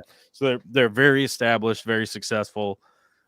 He's like, yeah, we used to build, and this is for him was probably 10 years ago. He was like, look, I used to build 80 houses, 90 houses, 140 houses, 120 houses every year, right? Year after year. He builds 12 houses a year now. And he's like, I make the same amount of money. Yeah. Because I build $1.5 million houses that people will buy. $1.2 million houses. Just builds a giant house. Just builds a bunch of giant, like 10 or 15 giant houses, and makes the same amount of money, has half the crew, doesn't have to pay, He's like, I got half the employees. He's like, realistically, he's like, I make more money now, and I don't have to do Half as much. at all. It's like a tenth as much, basically. Yeah. Right.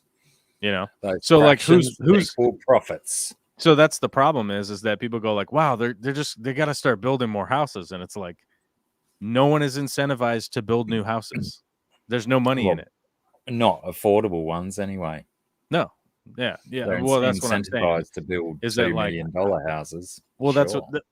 that's my point is that like no one's incentivized to build new housing, right? People are incentivized to build new monetary houses, like monetary gain houses, right? They're not going to build housing for people to live in, right? But I mean, it's just how it's going to be, and whatever I say about it is not going to affect it one way or the other. It's just what they're doing, so I have to adapt and do the best I can with what's here, Yeah. Well, the only thing that could, completely upturn the housing market is if we lost like 2 billion people off the planet. Then housing would become pretty cheap, I reckon. No, that's absolutely not an answer, because if you did that, the economic system would completely collapse and everyone would be screwed. I suppose there'd be less. You'd have 2 billion people of productivity gone, That's one of those things. We can afford 2 billion. Well, Not all it's what 2 billion are productive humans. Well, that's the way. Yes, people are productive. Like, yeah, I mean, that's why the whole Thanos snap thing doesn't make sense if you actually think about it in the terms of, logically speaking, right? Like, if you just get rid of half of the people, you've gotten rid of half of the productful people, right? Yeah. Like, what elimination process did Thanos go through when he did that? He just said half are gone, and it just was like, Surely it well, opened up. Hawkeye's still here. Well, like, why? How did you pick Hawkeye and his wife and kids disappeared? Why did you pick that? That's the His joy kids of had the random potential. nature of it. Think Well, about that's how what I'm many saying. educational opportunities it opens up for people. Well, Oh, imagine now how I can many. go and learn this. Well, what happened if all of the brain surgeons were gone? What if all of the cancer researchers are gone? What if all of the food researchers are gone? What I if all think the soil essentially, scientists are gone? Right?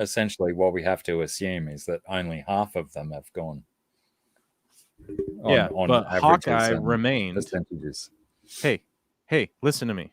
Listen to me. Hawkeye remained, and his wife and kids all went away in the snap, right? I That's don't know. that's I don't that's a watch 4 that to movie. 1. That's a 4 to 1 negative right there. Those kids all had potential to do good things. We already know that Hawkeye wasn't doing anything for anybody, right? His wife Potentially, that could have like indicates that produced 75% of the brain surgeons might have survived. maybe. If you're going on those kind of numbers, Well, half of the hospital workers are all gone, and they're all run at like 80% capacity in the U.S. half of If the half of the organized workers are crime gone, gangsters are gone. yeah, but then the other half are still around, and they're still recruiting. You know, No, Yeah, GRB. Hawkeye is in the bow and arrow Marvel guy.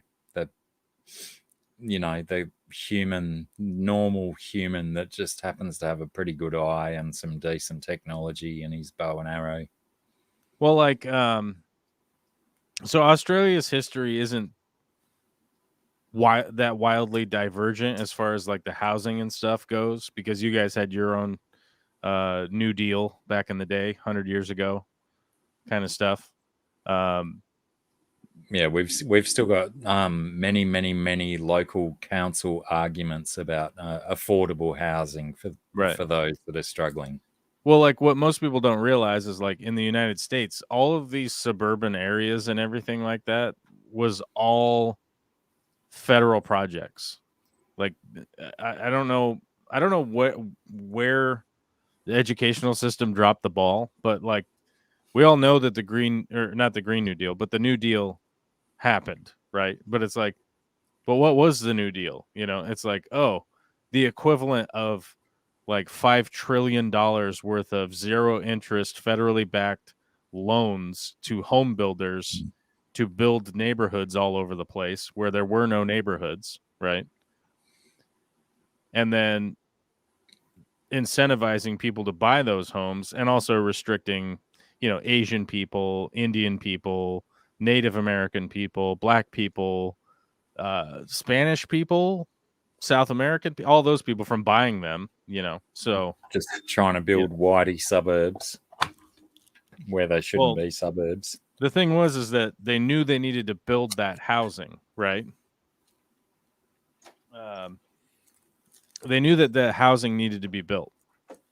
They knew that it needed to be expanded upon, the living areas. Like, you couldn't just continue to do the cities, because 500 years of knowing what cities produce, they just produce tons of waste and everything like that. So the big thought process was, we need to expand the people out, and with how common cars were becoming, that was the real thing of like, you can live 5 miles away. Don't worry about it. You have a car now. You just drive into town and work. And that 5 mile number just kept increasing Right. as suburbs grew. Well, as infrastructure spread, the availability of electricity, things like that. You spread out. It's just the nature of the sprawl. And then, Americans were sold along with Australians too. It wasn't that different at the time, but Yeah. Same it was shit, the same game. Australian dream versus the American dream. It's the same thing. Mm. You're going to have a picket fence and a dog and a couple chickens and you have 2.5 kids and you live in you mow the Yes. lawn. Scratched up bleedy knuckles from beating your wife once a week. It was all part of the dream. True.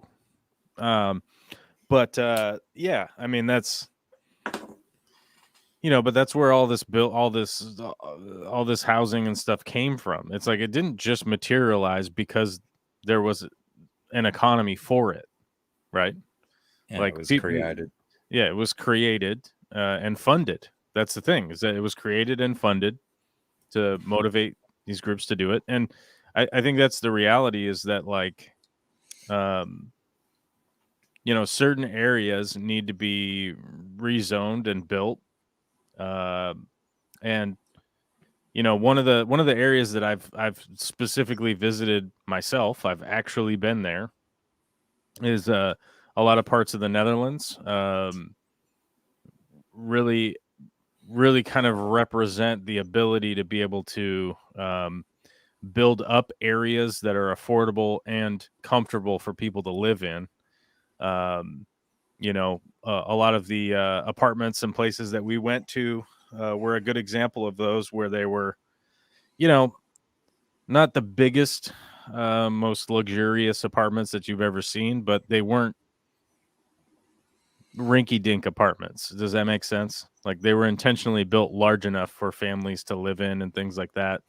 And they were vertically built, but not wildly tall or anything like that. But like the lower level utilizes commercial, so you have like businesses and stuff in the bottom floor, and 2-3 levels above, 4 levels above were sizable apartments that were built by essentially government funded programs to build this these living areas that could exist with streets and roads and roadways and all that kind of stuff to make sense. It's like, why do so many people ride bikes in the Netherlands? And it's like, well, because it's designed that people are living in an area that it's like, well, yeah, you can ride, you can, yeah, I mean, yes, it's flat, but like, you ride your bicycle 1 mile to the thing that you're going to over there. And the mobility is different when you have a mortgage versus a reasonably rated apartment, right?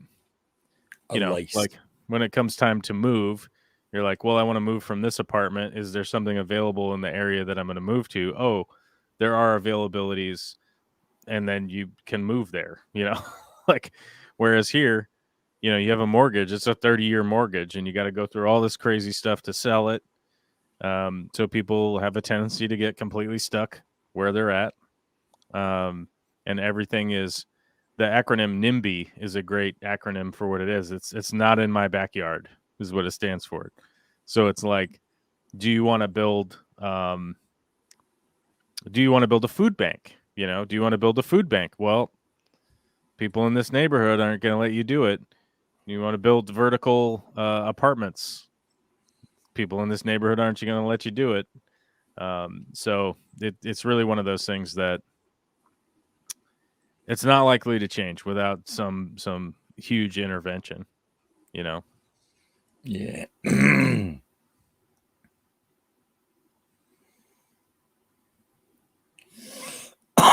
Oh, Jesus.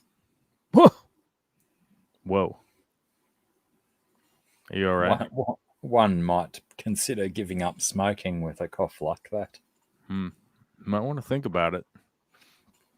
I gave it At up. my age, if I'm not dead now, I should think about giving up. Yep. And how expensive it is in my country. Quite expensive. How much is a pack down there? $53 for 25 grams of tobacco, pretty much an ounce of tobacco. Really? Will cost me $52.95, I think, is what I pay for mine at the moment. Wow. But it was only let's say 5 years ago, Mm-hmm. I could get the same size pouch of tobacco for $13. Oh yeah. And then they started to increase the taxes on tobacco to ease the health system. Yep. And now smokers are ostracized and demonized and burpicized. Bird Garden says bicycles may be the answer to congestion and quality of life enhancement. I think it will. I think bicycles are an answer to quality of life. True. Definitely. I think realistically, congestion is only going to be solved by technology. Realistically, and a lot of that has to do with not automated cars, not necessarily self-driving cars, but cars that are all communicating with each other as they drive down the road. Is what's going to be the big. That's going to be the big implementation that can solve a lot of congestion. Think of it this way: And like a lot of when accidents you as turn on well. the navig, what's that? A lot of accidents as well, if they're all in sync. Right. Well, you think of it this way: like when you put into Google Maps or Waze or whatever you use for your directions to where you're going, you plunk an address in there and you look at the route and you go like, "Why is this sending me on this road?" And it's like, well, it's sending you on that road because it knows this way is slower right now. It's full of Right. traffic right at this hour. There's a crash or something or whatever. There's all this traffic here. If you go that way, it's going to be 20 minutes faster. Right. This is, we're not at the beginning of the implementation. We're like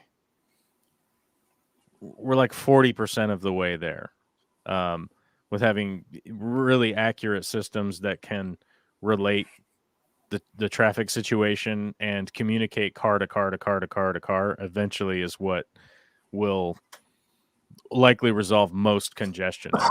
One of the things that they're saying is like with self-driving automated cars, that will be like the wave of the future because none of the cars have to park. The cars can become taxi cars while you're at work, right? But one of the unfortunate parts of that is the implementation of that system under pretty much any kind of critical analysis boils down to people that have wealth are going to gain a shitload more wealth from the availability of their that type of vehicle. technology, right? Just from your vehicle. Because poor people won't be able to afford a vehicle, and rich people will be able to afford a vehicle that pays for itself so that they can buy another one and another one and another one and another one. And eventually they'll just be people that own 500 cars that drive around all day automatedly, picking people up and taking them places and charging them, whatever the set rate is. And that's generally what will happen, which is why a lot of people are so opposed to that. And if people want to argue with me against that, how much does a Tesla cost? How much does a Tesla cost? Tesla costs like $90,000, right? Bloody loads of them around here now. Right. Teslas cost There's- a lot of money. I look up on Google Maps and there's like 3 or 4 charging stations in the Shire. Right. It's like, Now- where are these people charging their batteries? If you listen to Elon Musk, he'll tell you, "Oh, we just had to. They're just that expensive because of economy of scale. Like, that's the problem." Well, he's just lying to you. But they're intentionally expensive so that rich people can afford them. To act like Elon Musk hasn't come from an apartheid state where he was born and raised in and took advantage of his entire life. How do you think his actual perception is of poor people? Yeah, I have a feeling he has 0 fucks to give. Yep. And that's the reality. And if you're really questioning my rationale behind that, do some investigating into the tunnel that he built in Las Vegas. Maybe if Elon Musk wants to take super advantage of poor people, he should get involved in big tobacco. That's where all the money is, especially in the southern hemisphere. What's that? What, You know? big tobacco? Yeah, buying tobacco, selling tobacco. G'day, I like red plants. Mickham, how are you, Mickham? Probably not Australia, but countries like Vietnam, Laos, Thailand. Yeah, that's where the tobacco money is. We grow all this tobacco and we ship it over there now. The tobacco production is actually, they make more money than they ever have. Yeah, right. In the U.S., they make more money. They sell less cigarettes in the United States than they ever have. And strangely enough, the tobacco guys are making tons of money. Guess what? They send it to the South Pacific. It's just gangbusters over there because there's just like no rules for smoking at all. Yeah. It's just like kids smoke cigarettes. Everybody smokes cigarettes. It's just, and they're all American brands and stuff. I bet there's some Australian ones too, but you know.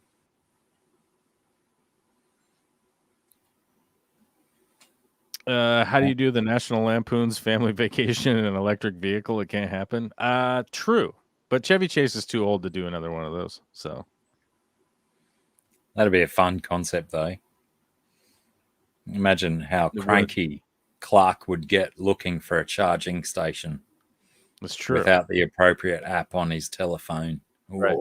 Well, let's also not forget that all the Tesla charging stations are American taxpayer money funded. By the way, in case you were wondering, go look that up too. I don't think they're taxpayer funded down here. They probably are, actually. If you look into it, they probably are. I think people have to install them privately. Oh, you guys don't have the drive-up ones? Because one of the ones that shows up on my Google Maps is like at a private property. Oh, is it really? In some dude's bloody pump shed out the back of his property, way out in the hills, in the middle of nowhere. That's literally. Funny. Yeah, look up Tesla charging stations Mullumbimby, and you'll see that there's this one. It's so far out in the hills and ridiculous. Yeah. Like, I'm thinking that dude's probably got, he might have even the super truck or whatever it's called, right? The Uber truck. He might have 14 Teslas out there to justify ugliest truck ever invented. I'm sure they just run off 3-phase power, don't they? I believe so. I was looking at how they were wired up the other day. I've never assembled one of those myself. I'm pretty sure it's just the equivalent of getting 3-phase power put in your house. Well, yeah, but I think it's 3-phase on 400 amp now, though, instead of 200 amp supply. I think each one is a 400 landed. But I don't know. It's not something that I have to assemble. So I was just looking at it out of curiosity from one of the electrical groups I was in, and it looks pretty simple to put them in, but I've just never done one personally. So hard to say. Yeah, it's funny. Two Dogs says we should go back to cool cars. Isn't that the trend at the moment is taking like vintage chassis of vehicles and putting new electric motors and modern petrol engines even in them still. Redoing the whole drivetrain and everything. Yeah.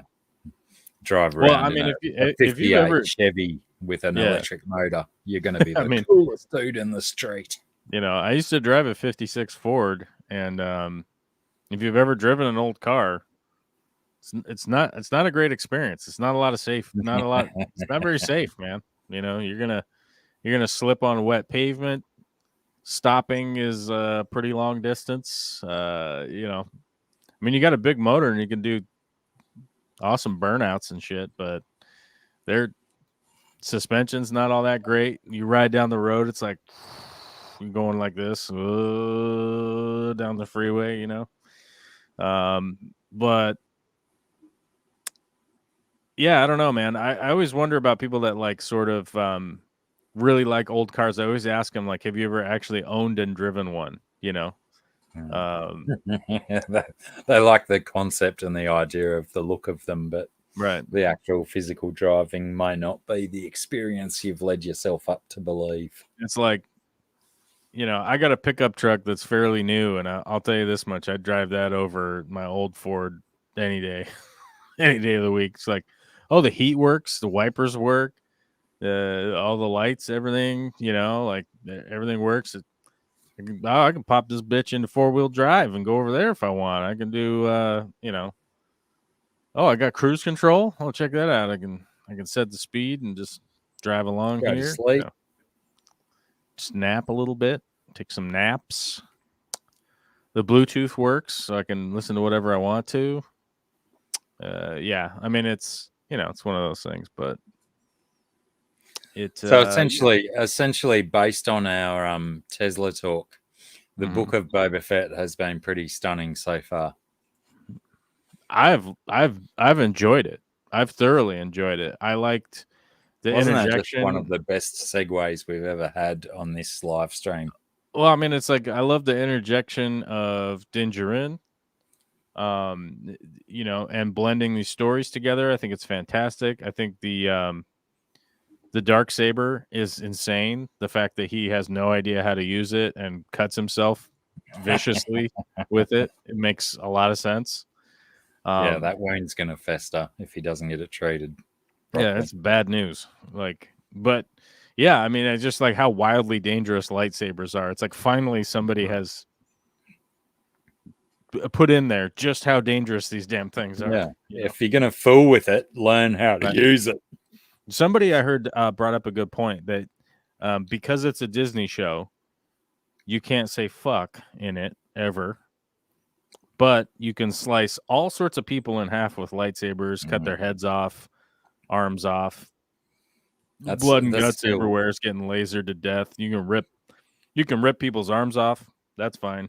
You can't say shit. Still amazes me to this day that the censorship bureau considers full on violence a hell of a lot easier on the eyes than an erect penis or God forbid some of that other stuff that you were just talking about.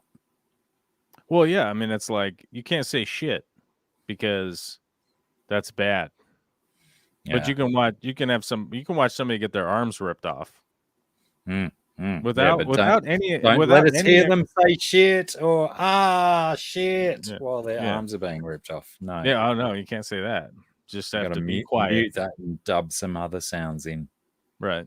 It's very interesting, and I find it just so strange.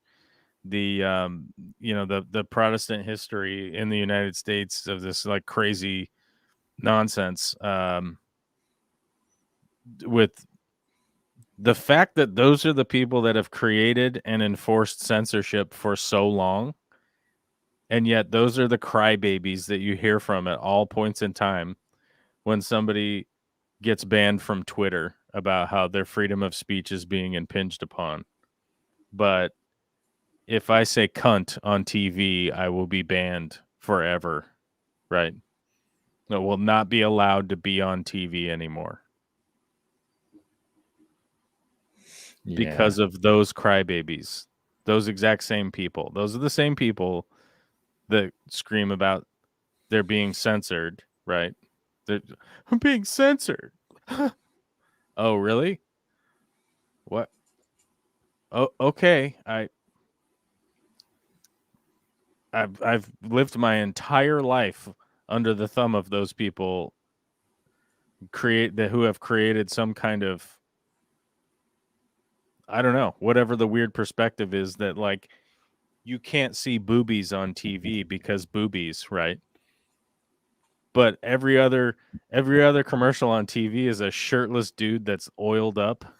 Like, yeah, I'm sick of being allowed to see man tits, but I'm not allowed to see lady boobs. Yeah, what's the deal? I don't get it. I walked around in my town 9 times out of 10. I'm going to tell you, 9 times out of 10, the man boobs on these like roided out weird dudes are bigger than the ladies' boobs.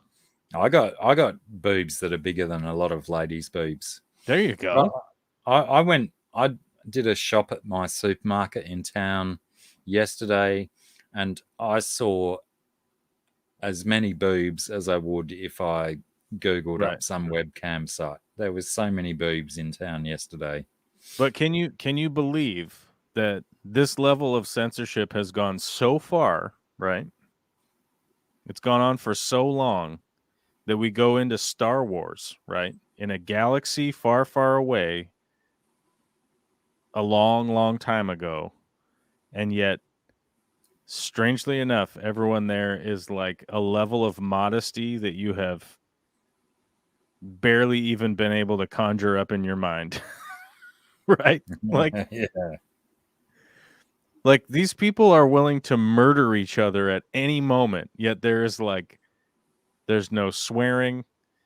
You don't actually see anybody. I don't know that I've actually seen anybody drink any of the drinks in the cantina that they go to. I haven't seen anybody at those cantinas like actually being messed up from whatever it is that they're there to drink.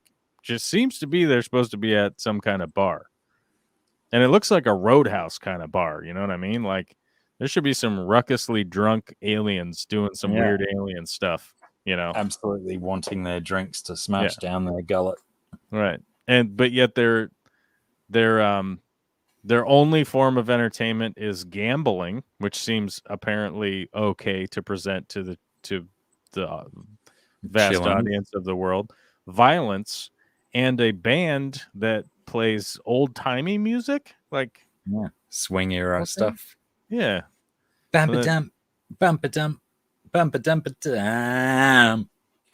Like I have yet to see a whorehouse in this universe, or even any real representation of any of that going on at all.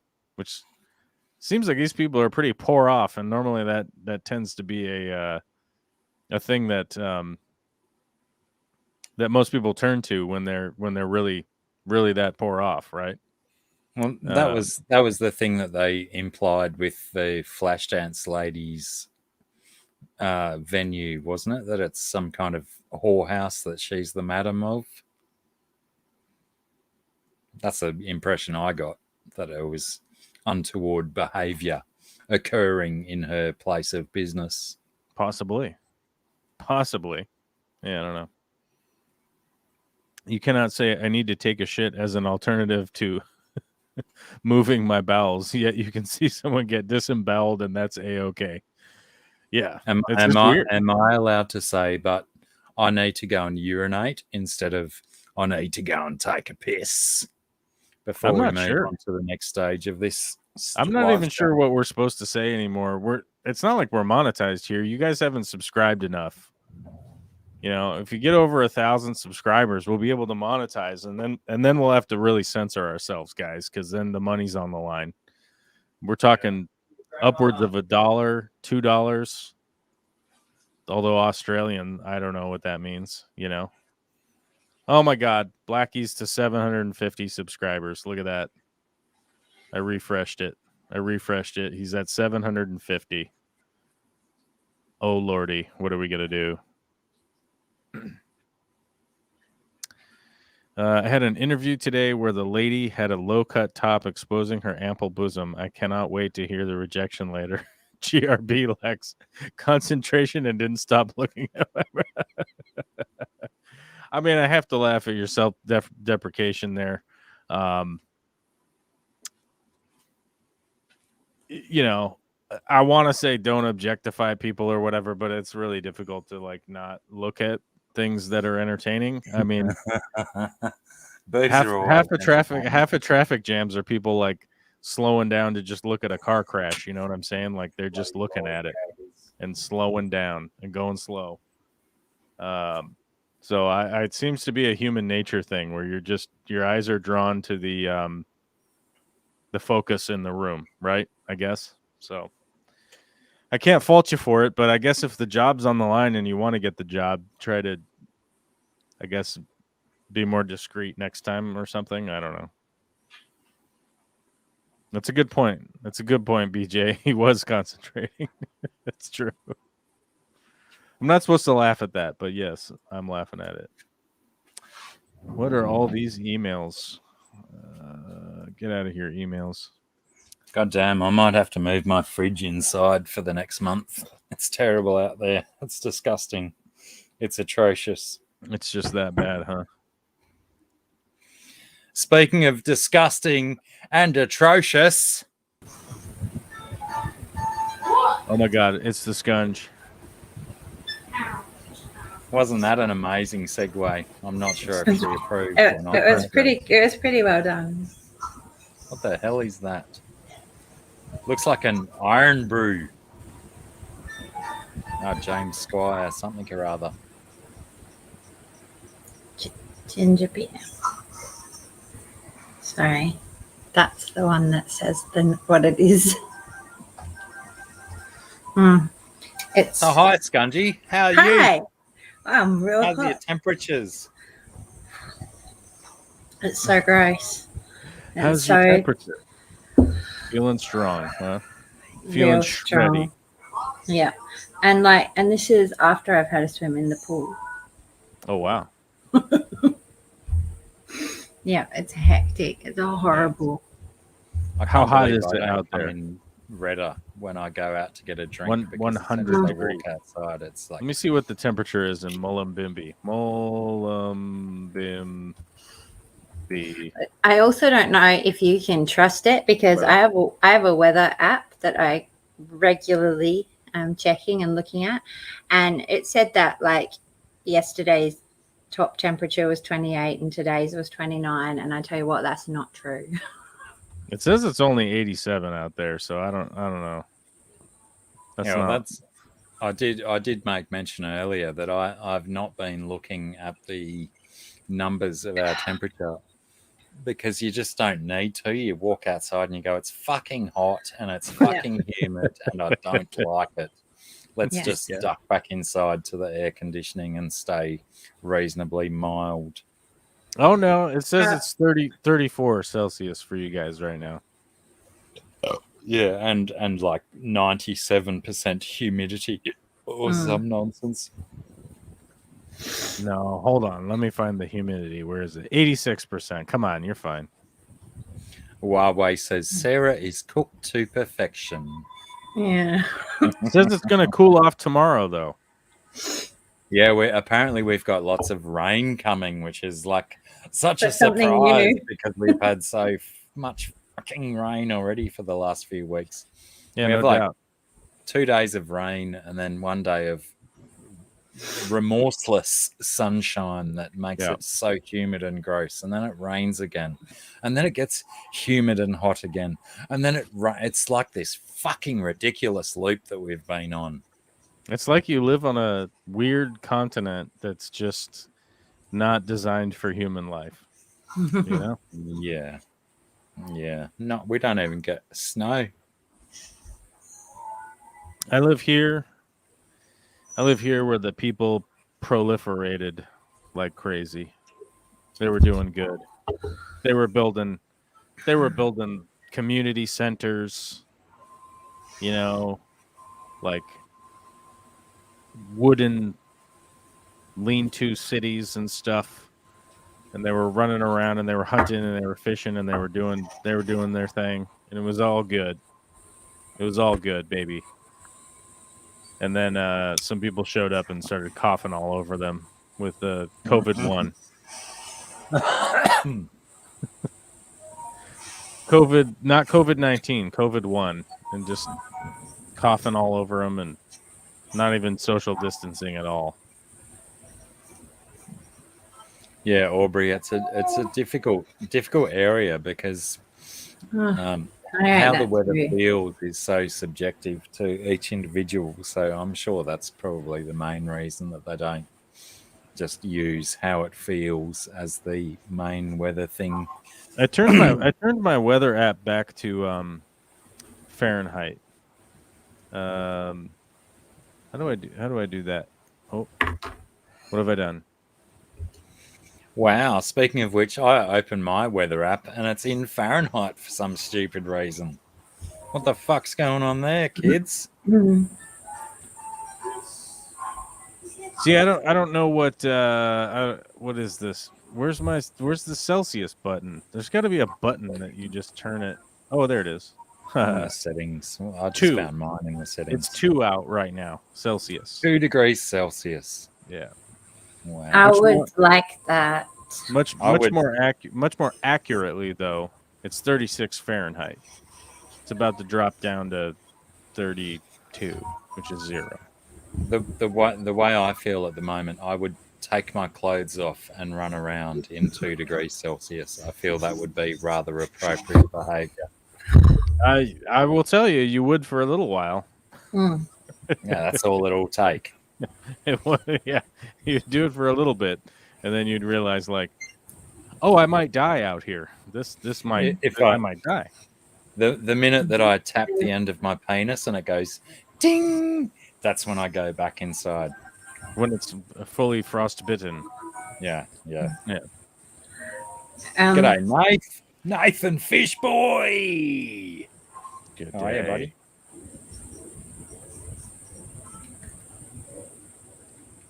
It was ridiculous. negative 13 Celsius over the weekend. Yeah, that's cold. I'm assuming Rack's talking Fahrenheits though. Nope, Celsius. We converted it to Celsius for you. Negative Jesus. 13 Celsius, which is, I don't know. I'd have to look it up. It gets weird when you get down there.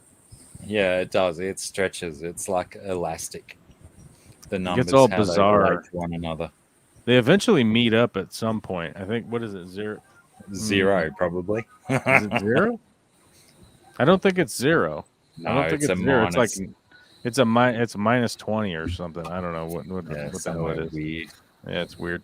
It's a perfect example of why imperial and decimal should not exist in the same universe.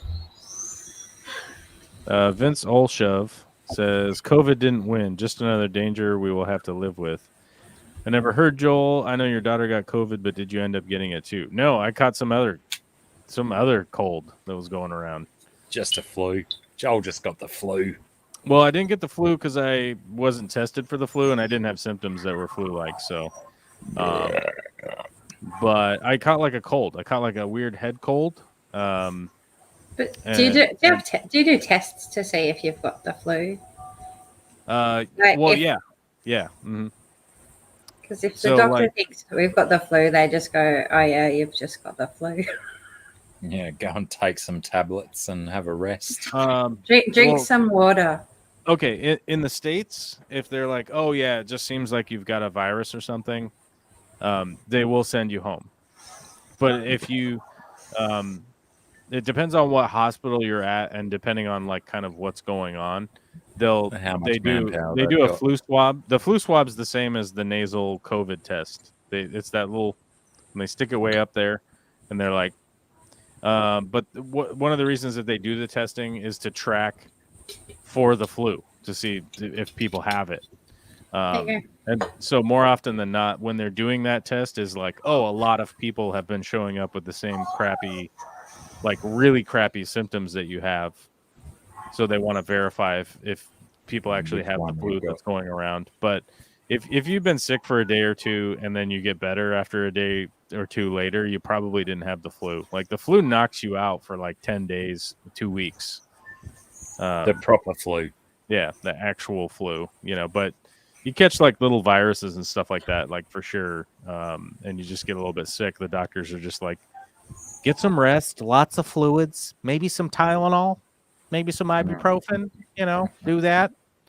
If you feel really uncomfortable or like you're going to die, come back. Okay. Yeah. Get out of Come here. see us when you're on your deathbed. Yeah, just wait two till you're Dougs almost and- dead. Yeah. 2 Dougs and Rack have confirmed that minus 40, I Oh, believe, it's where, minus where 40. the Fahrenheit and the Celsius line up. Yeah, which is just absurd. It's an absurd temperature. I'm running to my fridge. Yeah. Sensible. But yeah, I mean, I She understand. should take that, the shelves out of her fridge and just climb in the fucking thing. just to slightly push back on the statement that like it's just another danger we have to live with. That is true. We are definitely mitigating and stuff. And I was listening to an epidemiologist and virologist.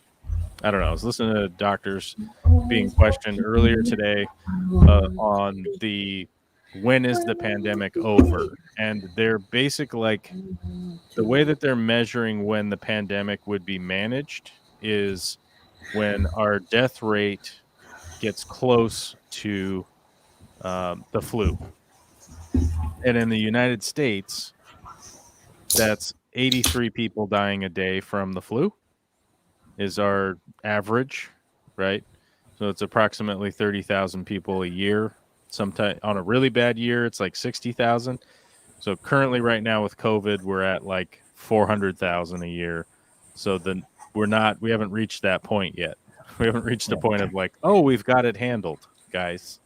So I thought you were meaning the point of it's not as bad as the flu yet. it's worse than the flu. No, but the metric that the epidemiologists and virologists and people working on this to consider that the pandemic that we've gotten through it is to have numbers that look like the flu.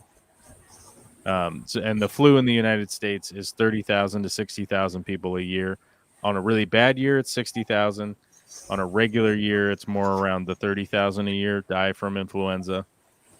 Currently, right now, we're like 10 to 12 times that number. So they're not considering, hey, we're done. It's all good, baby. We haven't reached that point yet. So, yeah. I think it was that's only what they're it was looking only for. it was only in the last 2 years that I believe cancer took over the flu as the major cause for human death. Cause for human deaths. Heart disease, lung disease, all that stuff is way more than the flu every year. I think just specifically lung cancer is more than the flu, in the States. I mean, I'd have to look at cause of death USA annually. I forget what it is. It's let's see, lung disease is number one. Coronary heart disease is number one. Coronary heart disease is about 360,000 a year. Lung disease is 150,000. Stroke is 150,000. Lung cancer is 140,000. Alzheimer's 120,000. Hypertension 100,000. Diabetes is 87,000. Poisonings 65,000. We have 65,000 poisoning deaths a year.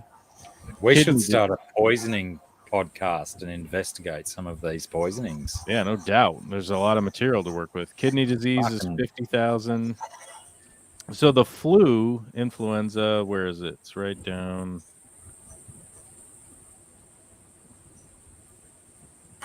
Yeah, it's down here. It's like number 21 cause of death in the United States. Yeah, Um, my stats might be World Health Organization stats instead of just USA based. Here's what's crazy. The United States, number 13 cause of death, suicide, 47,000 a year. That's pretty low. That's more than influenza. I have a strange feeling that suicide is higher than 13 in Australia. Suicide's a pretty big one down here, I think.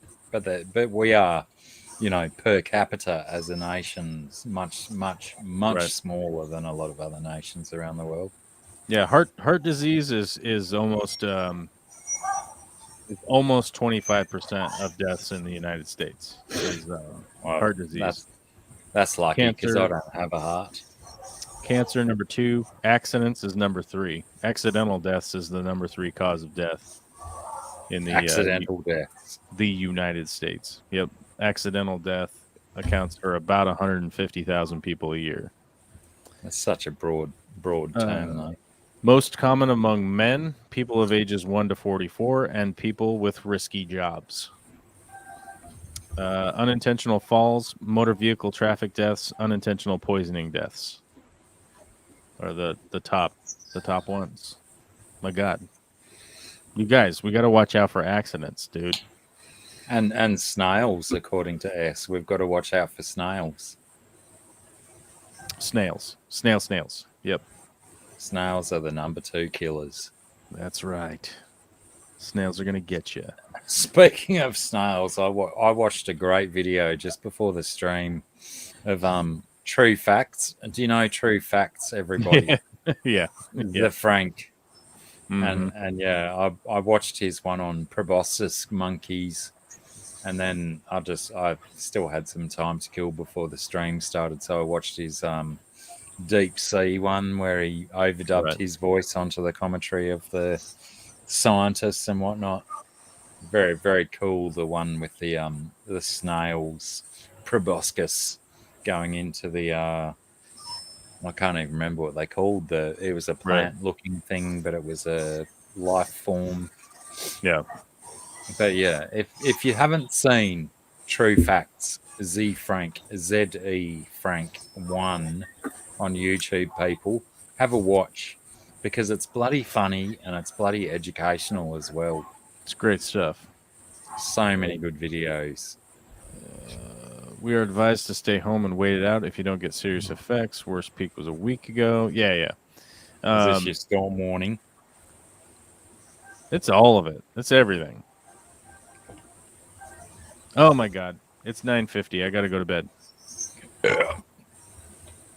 All right. Oh, yay. My package has been shipped by the fucking... Well, now we got your address coming to your house. Doesn't say my address on there. Yeah, I've got it now. I know how to read Amazon order numbers. Yeah, all right, guys. Amazon. I actually received a genuine Amazon order today, which was very nice. Did you? I received a fish catching net and a couple of bottles of wild turkey. It was very nice to see them arrive at the same time, because I didn't expect them to arrive at the same time. But now I've got a bloody good quality net, so I can go and catch some local fish and shrimps and prawns and probably bacteria and fungus and shit for my fish tanks. I like it. That sounds good.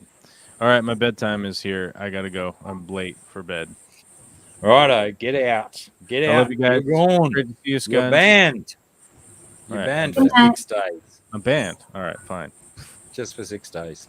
I'm banned. Damn it. Goodness me. I thought he'd never leave. Most of the chat during today's stream has been people saying, I wish Scunch Princess was here just to have a conversation with Dr. Black. I'm sure it was. There was so And many here people. and here I am. I guarantee you, the chat down below will agree. They will back me up and say that there was so much talk about Scunch Princess finally coming on for a chat. Come on, chat, back me up. You all wanted Scunch Princess to come in for a talk. Sorry. She doesn't believe me. She doesn't believe me at all. People just wanted that. People, I believe, were under the understanding that today's live stream was just going to be you and me having a conversation.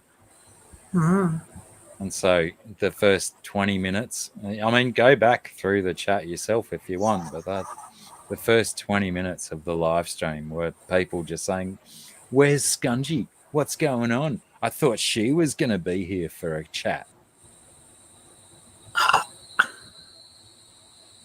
It wasn't even a good loud burp.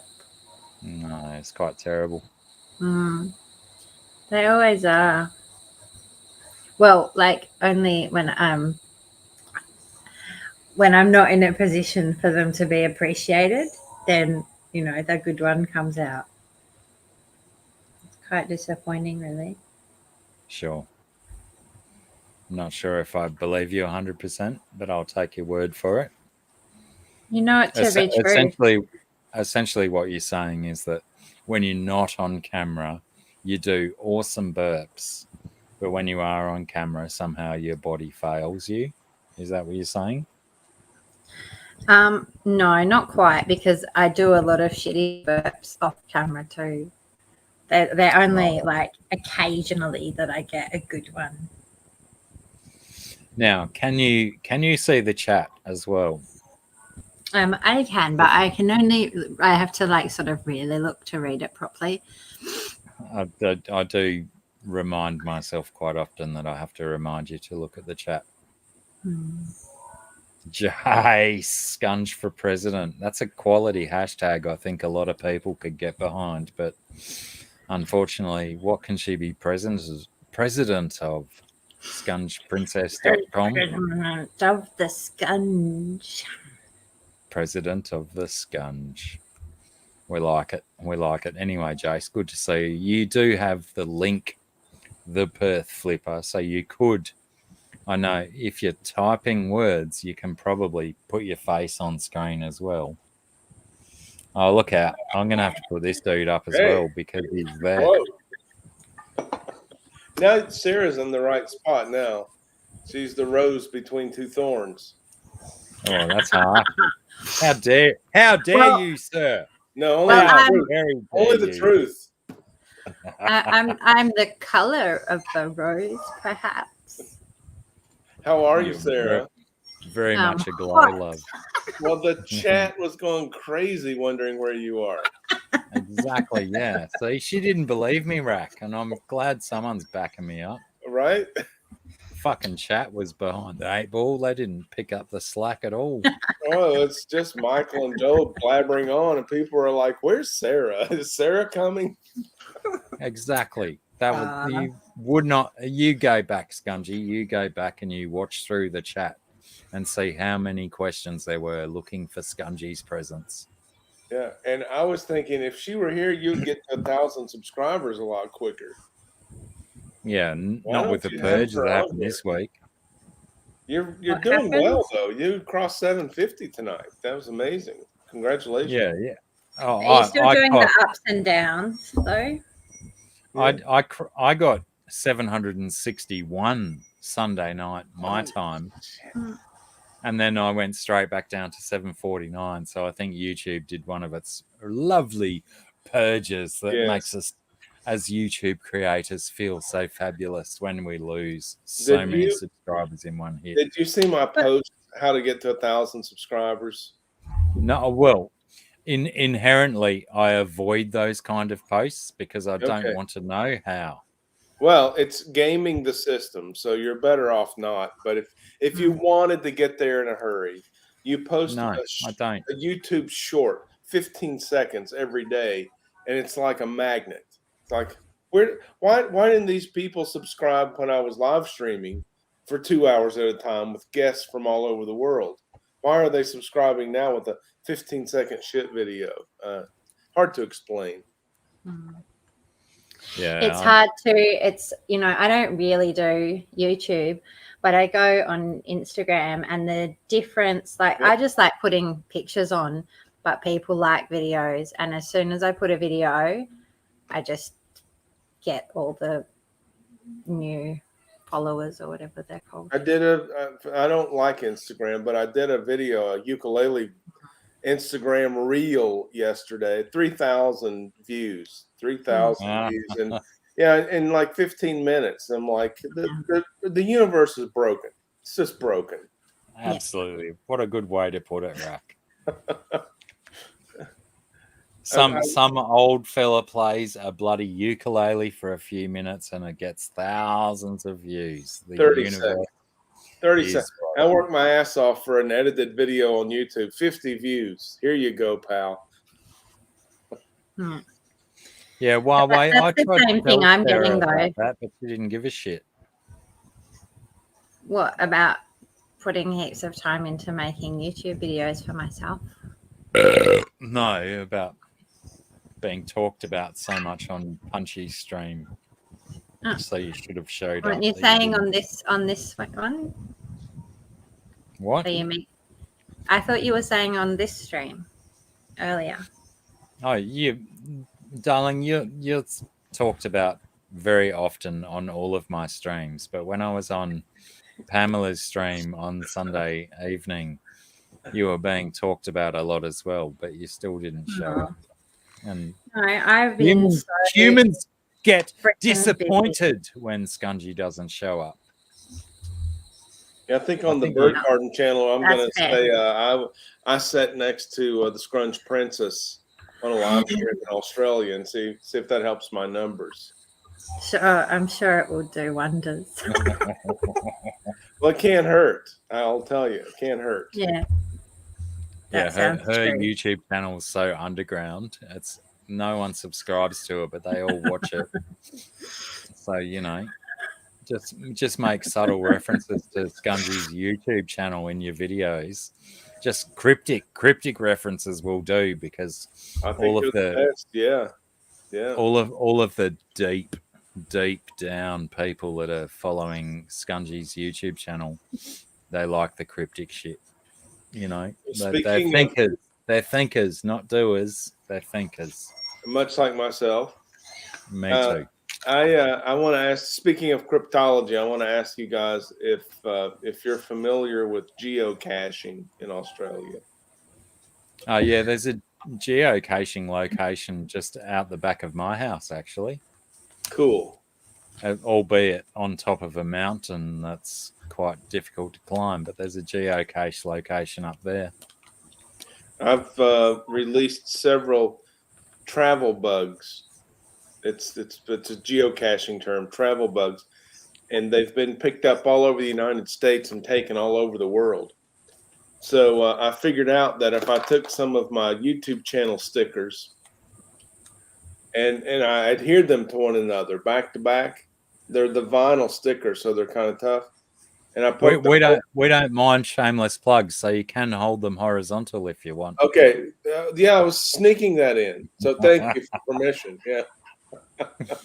So I put a hole in them, right, and then put a snap chain through them with a geocaching number, and I released that as a travel bug out into the geocaching world, and then I'll release a video on my channel about geocaching, in this case, and bird watching, and then the stickers go all over the world in the geocaching world, promoting the Bird Garden YouTube channel.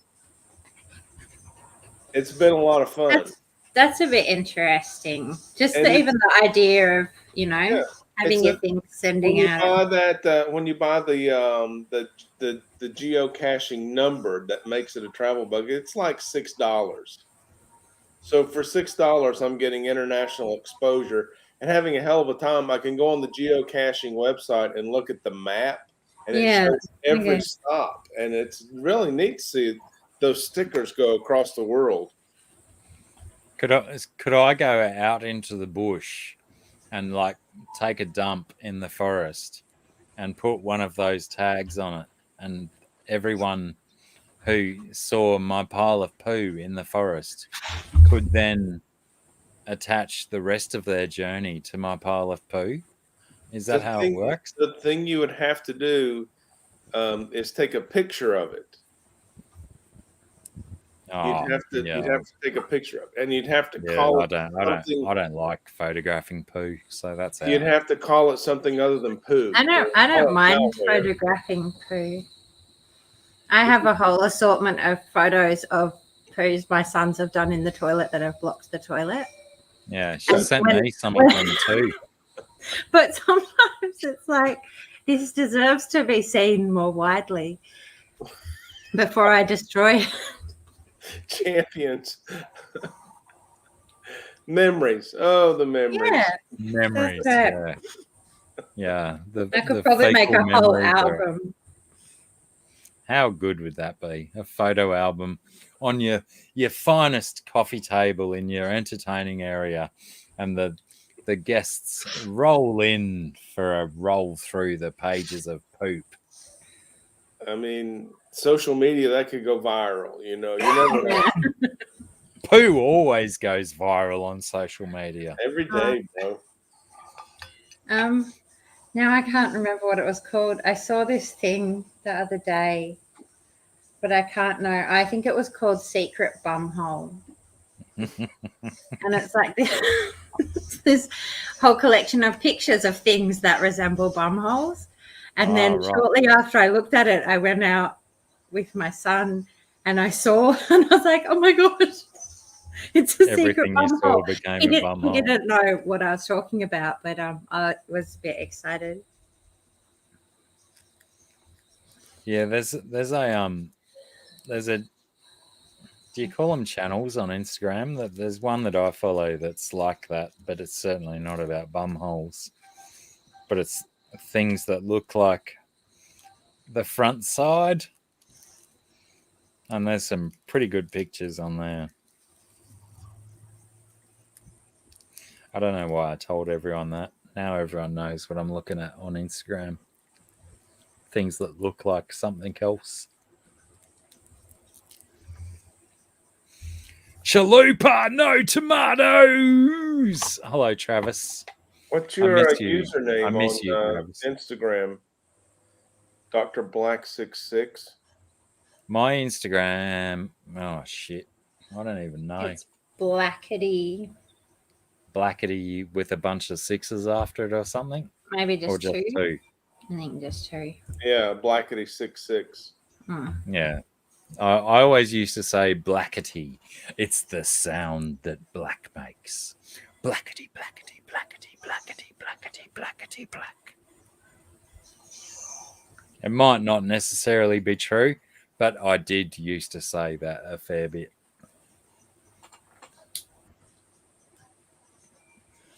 Probably before Scungy's time. I don't know if I've ever said it. You, at a time you're, in You my said life. it many times to me. are you on Instagram, Sarah? I am on Instagram. I've just followed Blackety66. He's a little bit active, 99 posts.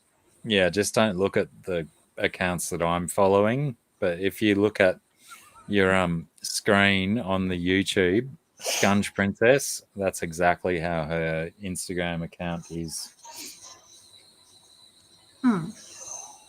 That's what I use everywhere.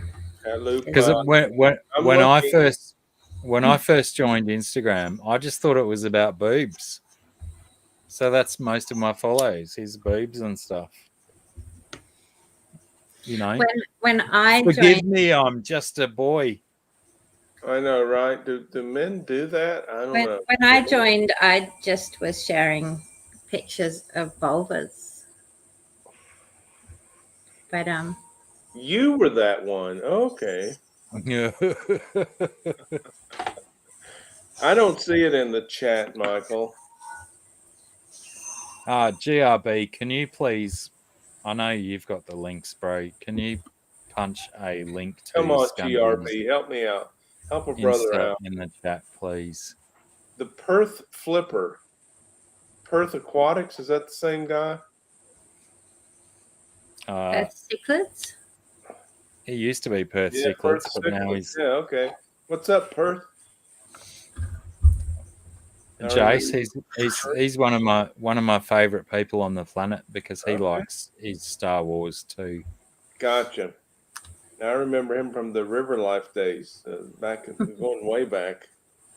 Yeah, it's like we're absolutely great mates, but we've never met in person because he lives on the other side of this frigging country that we live in. That's so Big huge. country.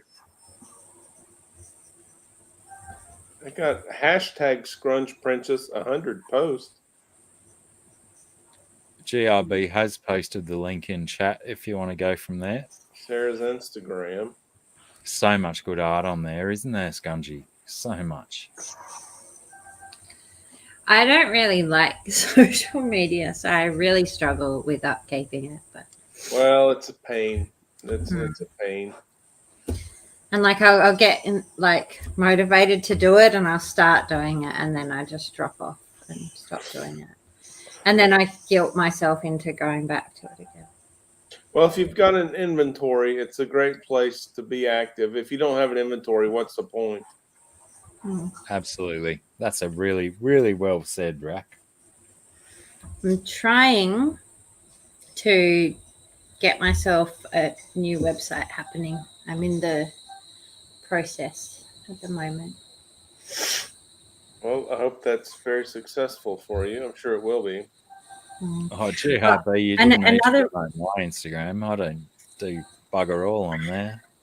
But another reason that I like to have the Instagram and I want to do the website is not just for sales, but because a lot of things that I want to enter with my art, they want you to put your social media and website and stuff like that. So I Yeah, feel like the they're good things places to want have. they want an online portfolio instead of being sent a barrage of images and stuff. Yeah. Right. Moonstone, look out, Mooney's here. That bird was specially for you, Mooney. Aw. I created it myself. Well, I didn't curate it, but I created it. I was adding a letter. Oh my gosh, I was misspelling scunge prince. I added an R. I was typing scrunge. Oh, a scrunge, yeah. You'll never get Well, that mistake has never been made. Oh my God. You'll never get there making that mistake.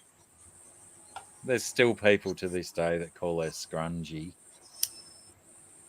I was one until just now. I don't anymore. I just stopped. Righto. Well, hopefully everyone else will learn the errors of their ways. I'm gonna help spread the word. There's no R in scunge princess. But that reminds me, I didn't say Except anything for the one yesterday. after the P. Yeah, but who counts that one? I mean, scunge Sorry, princess, Scungy, what were you saying? Common spelling. Scungy, you were saying something. Sorry, I interrupted. Because a belated correction, because I did notice at the time that when you wrote to me about the hair thingy that you've been wearing of mine, I love how it was on camera, and then when I try and show it, I went off, and then when I tried to take it off, I went even further on. Anyway, it's called a scrunchie. But you were calling them scrunchies. And so I'm searching scrunchies for my hair. I still don't have one, obviously. That's why. That's why. Everyone, we're just liberal with the R's. Just throw an R.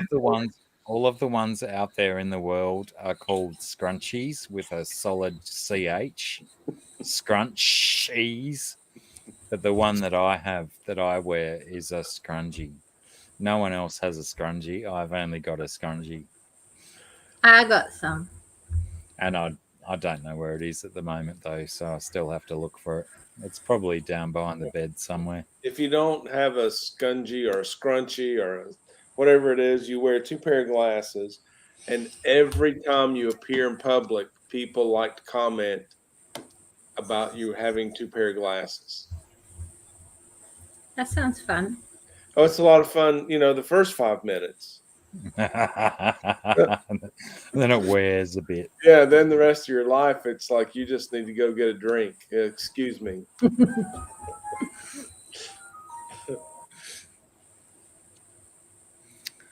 Yeah, it's fun. It's fun to take the piss out of the poorer people mentally. Not the poorer people financially, but when the mentally poor people can't grasp a concept, it's fun to take advantage of that and dig yourself a really deep hole that it's really quite difficult to get out of. Yeah, right or wrong. Right or wrong. Keep digging.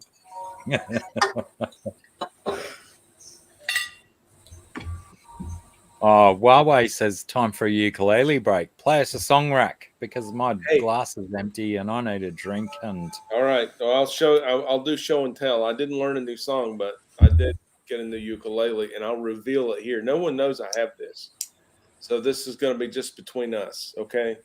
Righto, yeah, us and the 7 people watching. I wish I'd rehearsed a ukulele song to actually be able to show Rack how to play a ukulele. It's a shame that Oh, yeah, because you actually can play it. I have a ukulele, but I can't play it. Mike I can play it. I've heard him. He's I can wonderful play a musician. few chords while I sing, but but yeah, he makes it actually Yeah. make music. Yes, I just he's a strum musician. chords. He absolutely is.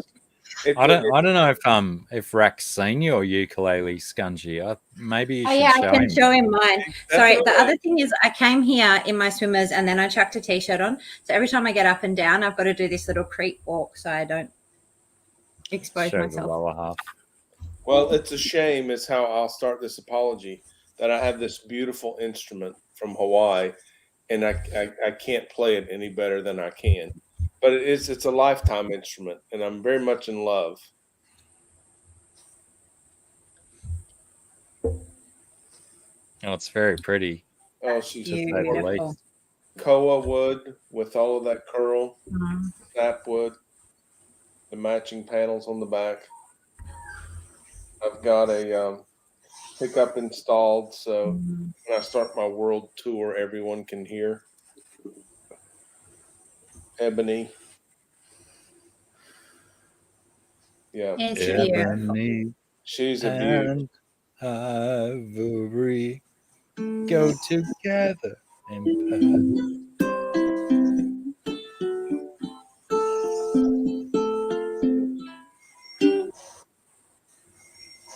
I thought I should probably just boot him for that because that was just, who plays Stairway to Heaven on a live stream?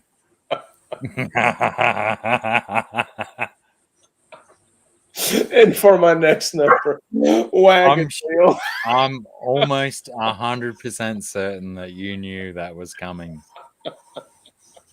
That is so funny. I mean, I'm not a guitar shop or anything, but if you're gonna play Stairway to Heaven, you have to play it in bluegrass style. I've been kicked out of worse places than this. I want to see Sarah's ukulele. Oh yeah, I'll show you my ukulele. It's not as pretty as yours, but has got painting on it. It kind of is, though. Hang on, I'm gonna solo you while Oh you show wow, I it. love that. Oh, I love. Did you do the painting? I didn't actually. I I've love had it. this, and it has this on the back, but I'm not as fond of the back. But luckily, you mostly don't see it. So Yeah. I'm a ukulele artist. I paint on them better than I play them. That's very cool. I'm a fan. Yeah. Have you got somewhere where you've posted your ukulele painting pictures? On the YouTube channel? Mm. On the YouTube channel, Bird Garden, Yeah. and I'm starting on the Instagram. What do you know? Does that have a name brand? Does that thing have a? I think it's just like Mahalo. Yeah, Is that- Mahalo or Macala, very popular. Mahogany, probably. Yeah, it says Mahalo inside. Yeah, Mahalo. I don't know. Very nice. That's Hawaiian for thanks. It's gratitude in Hawaiian. You're right. G'day, Scotty, Alien World Aquatics. I think I actually missed Scotty earlier. Can you play that thing, Sarah? I can. It might be out of tune. Though. Probably is. Well, sounds in you tune to me. You want me to check it?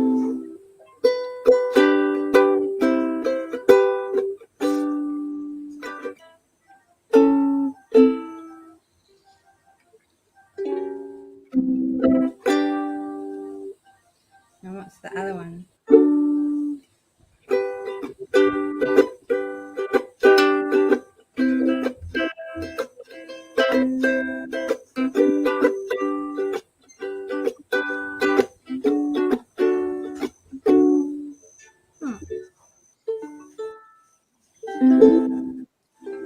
Oh, why'd you stop there? I thought you were going to bust out a whole song.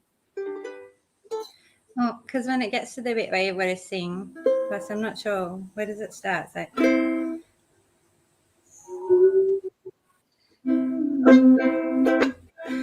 Just let him for the sun to set. I hang my clothes upon the line. When I die, hang my head beside the willow tree. When I'm dead is when I'll be free. So you can take my body. Oh, sorry, that's probably the wrong chord, isn't it? Yeah. Put it in a boat, light it on fire. You can use the gasoline.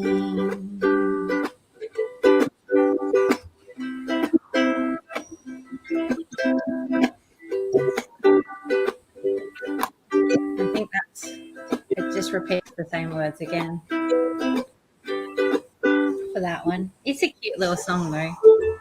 I like it. It's got a good groove. Here's one that I painted on. Okay, that's pretty cool. I came back from Alaska after studying totem poles and painted the raven totem. Very That's nice. very cool. And do you keep all the ones that you paint on, or do you paint ones and sell them? They're available, Okay. but I still have them all. Cunning. They're available, but he still has them all. I like it. I like it. This one was my mahi pineapple jam. I assume that you yourself. wear it with the strap because it's only for sale, strap included. Absolutely, and string winder too. Only here. Yeah. Only here. This live stream. Yep. So I started playing this song. I think it was called Wagon Wheel. I'm not sure, but it has this E minor chord in it, which is impossible to play and support a ukulele.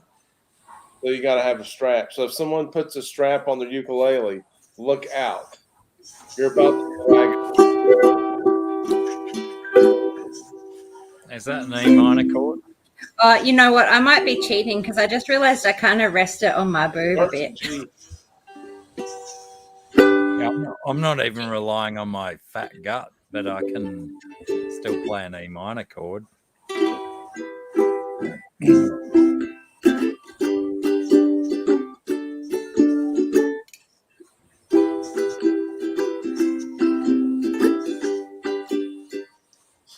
Let's see it here.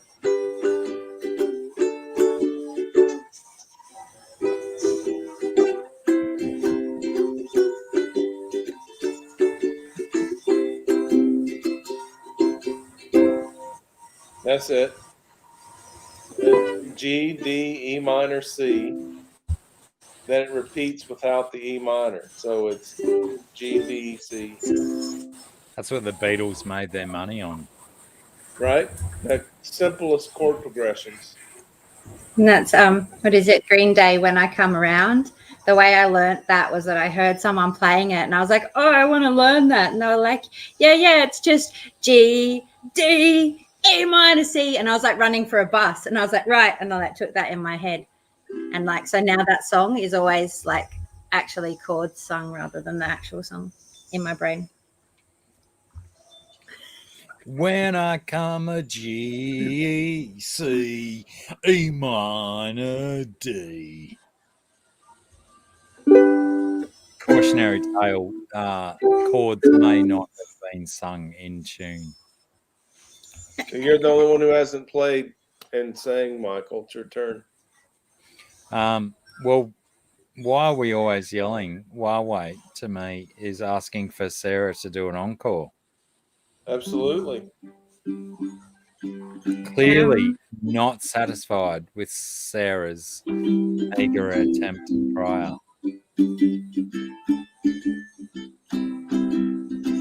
So we're going to yield to Sarah for popular demand as usual.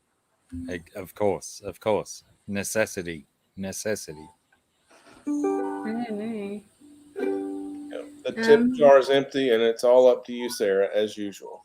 She looks so confident that she had a song ready to go, and now all of a sudden she looks like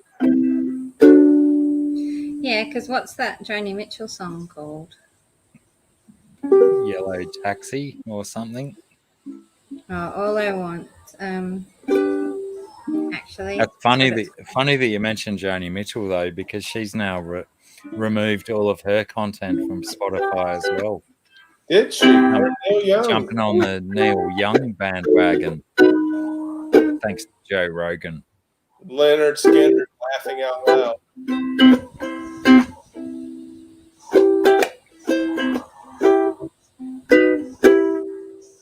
I need to cut my fingernails.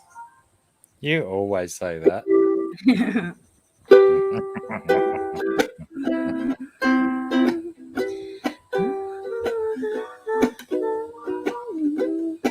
Oh, I love when she does that high pitch.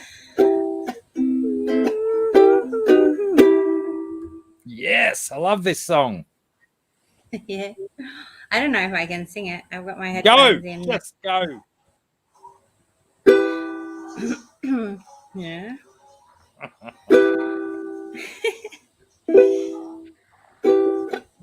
I what the Holy Ghost says, and I know some folks join him when they die.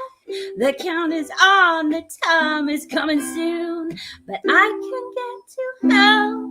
I don't think I can actually sing much faster than you.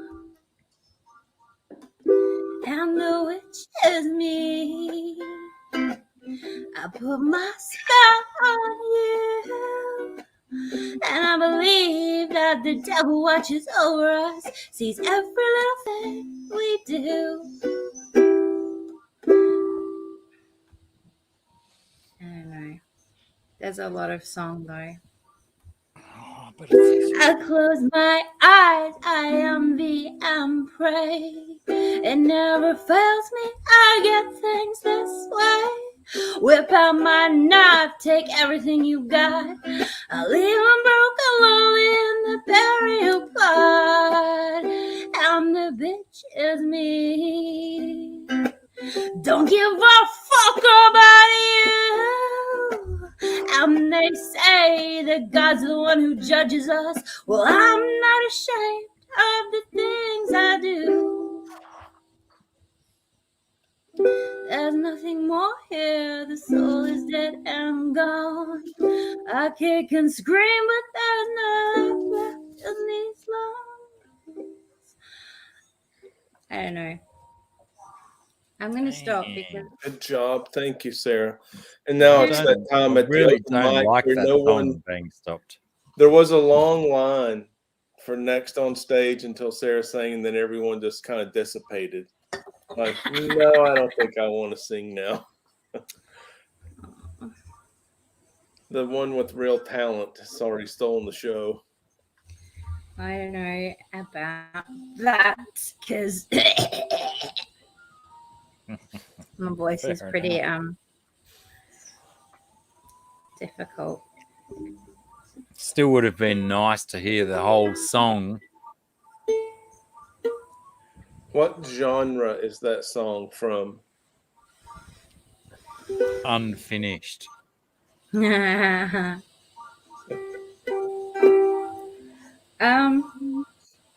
I don't know what you call it. Me either, because it had a really strange progression.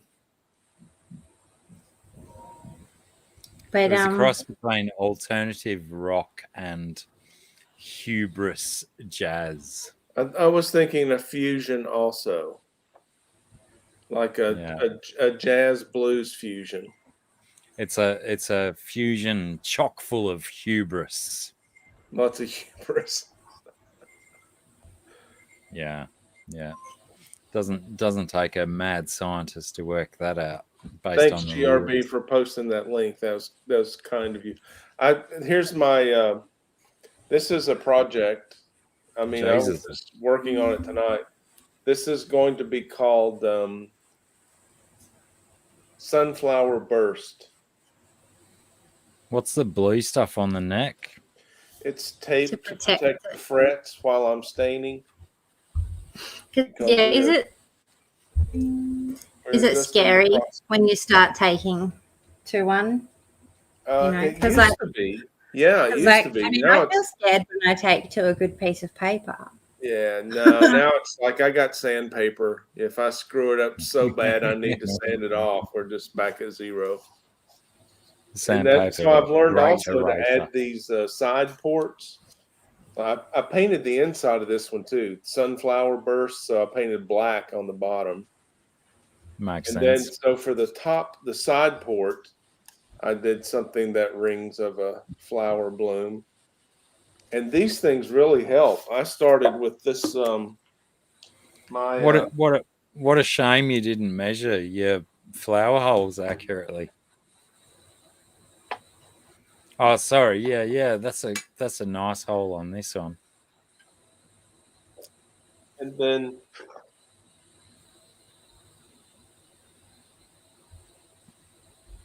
so after you lose, I mean, you don't have any intimidation. You just go nuts. Oh, Mhm. yeah, that's where it's at. Yeah, this is my Hit it first with a stick ukulele. a few That's the old times. Macala. Yeah, so you just get out your Dremel tool and yeah, this one Go needs to a side town. port in it. Let's see. I'll just carve a bird in that one.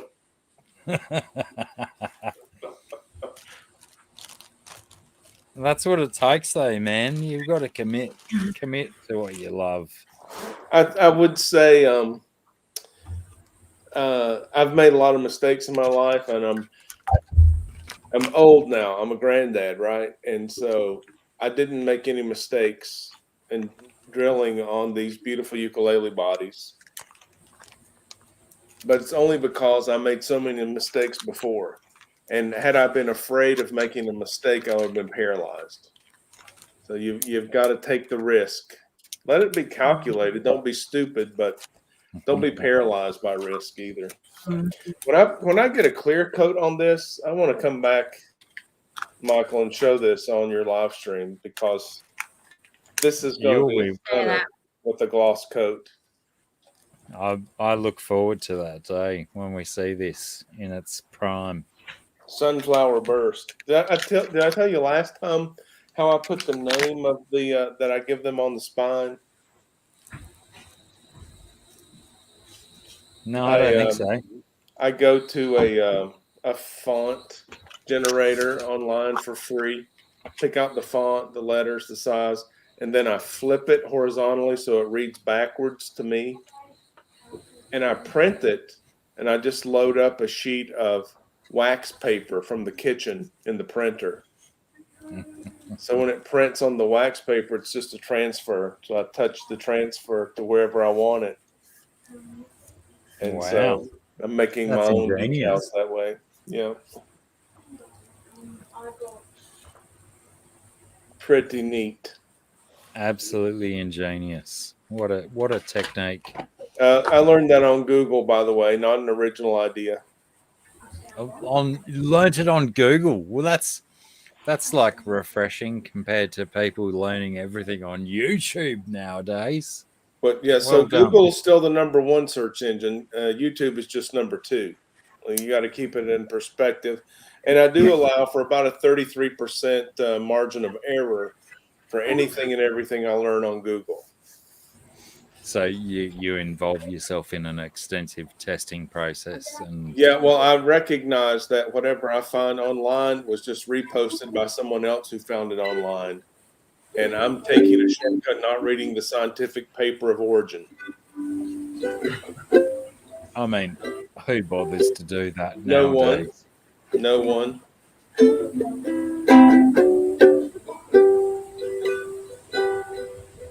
But now I'm not a luthier. I'm not trying to pawn myself off as anything other than a guy. You know, I built a birdhouse with my son 20 years ago. And the hole saw I found in the bottom of my toolbox was this size for the birdhouse. And it's just So that's why the certainly ukulele would- got that size side port, because that was the birdhouse size.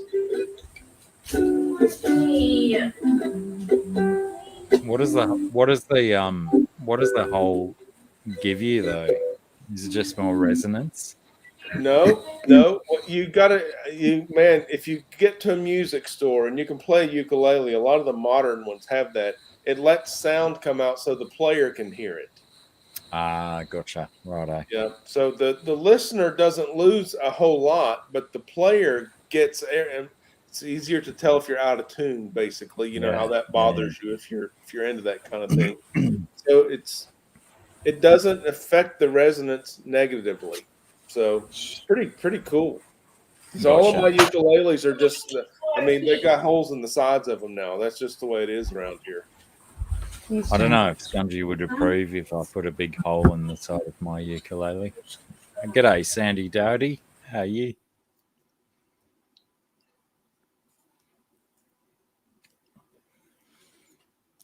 Scungy seems quite preoccupied right now.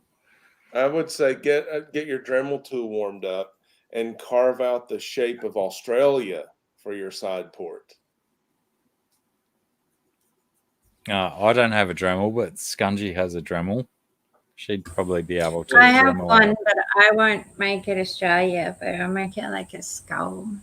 Yeah, That- she's so- no a jingo. skull, or if you want to sell it for money on eBay, you make it like a turtle. Too easy. Too easy. The cash register's ringing. I can hear it from here.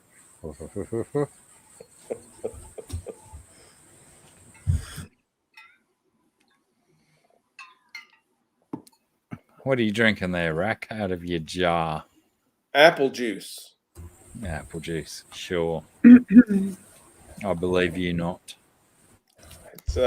It's a beverage from Kentucky, USA. Isn't bourbon the only beverage that comes from Kentucky?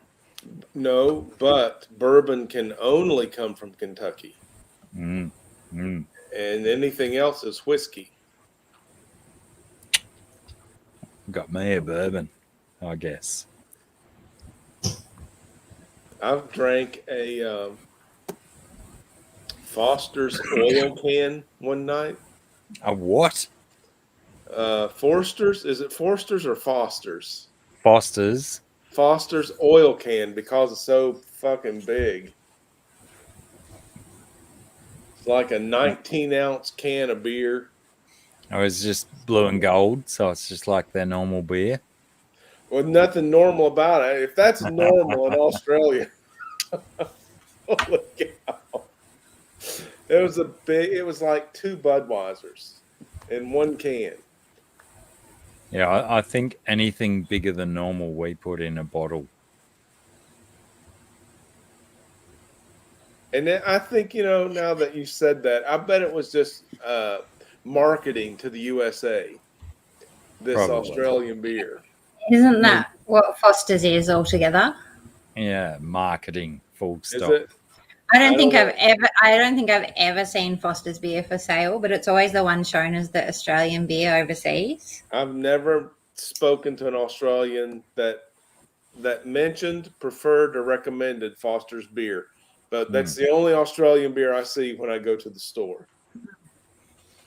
No, I've never seen it. I can remember like drinking a Foster's in the 1980s, maybe, but never after that. It's funny because at first I was like the 1980s, but then I realized I'm the one who wasn't old enough to drink beers in the 1980s. Bless your heart. That's what we say in the southern United States. Bless your heart. Yeah, but it means nasty things. It means terrible, nasty things when you say bless your heart. It means I'm being very nice, but I really don't care. You're so young. Yeah. It means you're fucked, doesn't it? Essentially. Yeah, it's a very passive aggressive. No matter how you strip it down, it's passive aggressive. Bless your heart is not a compliment. It comes off as a because term I'm of taking an arrogant position above you. Bless your heart. Yeah.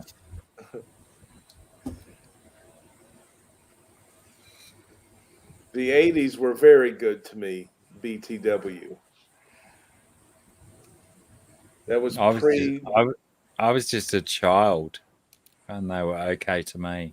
Oh I man, that was I was military, and then just out of the army, and young, and in college, pre-dad bod, looking good. Pre-dad bod. That's a shirt. The world was my oyster.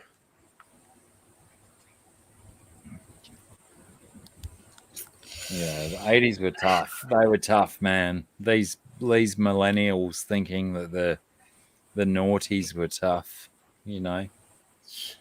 Please form an orderly queue.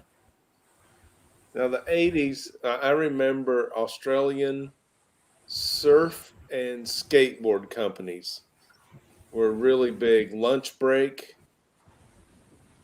and they had sweet graphic T-shirts that sold like crazy over here.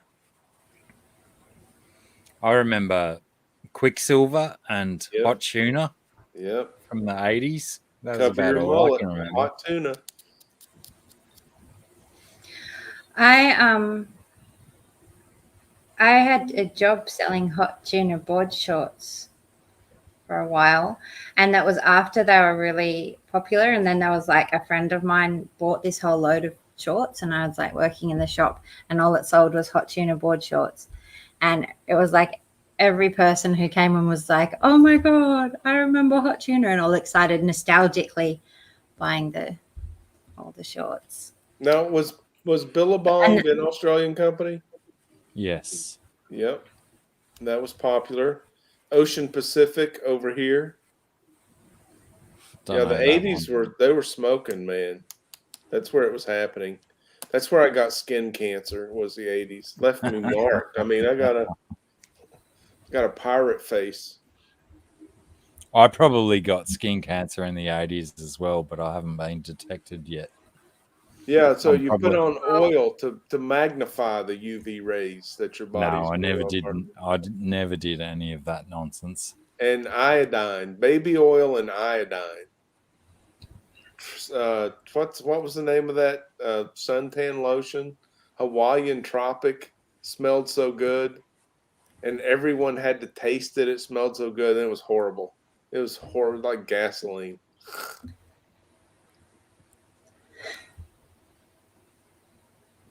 I have to Imagine to go to people the trying toilet. Oh. something.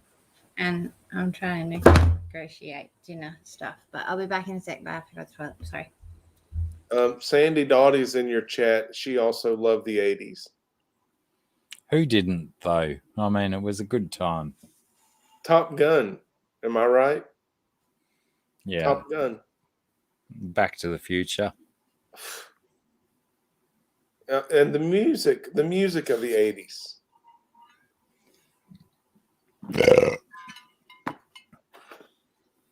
Depeche Mode. Duran Duran. Flock In of excess. Seagulls. You can keep your flock of seagulls. They were a one-hit wonder. But they ran. They ran so far away. You too?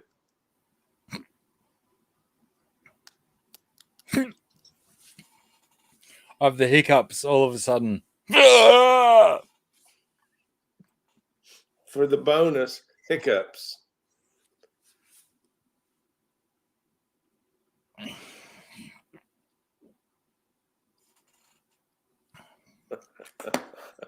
BJ Oh, Palmer wow. is so cool. I love seeing her in your chat.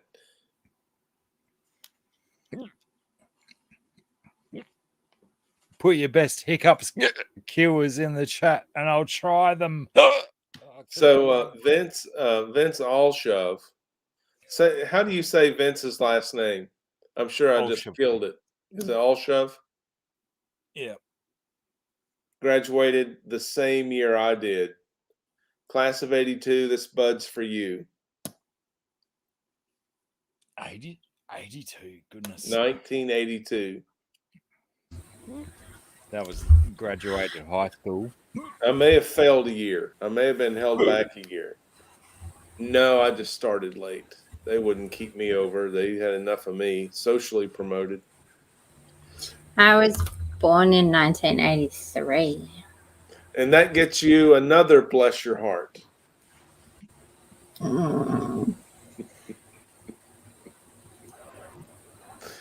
So you're 20 years my junior. Hmm. That explains your fresh young look. Yeah.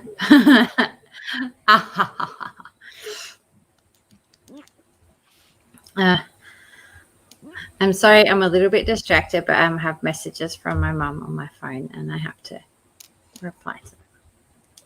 Huawei has good advice for you, Dr. Black66.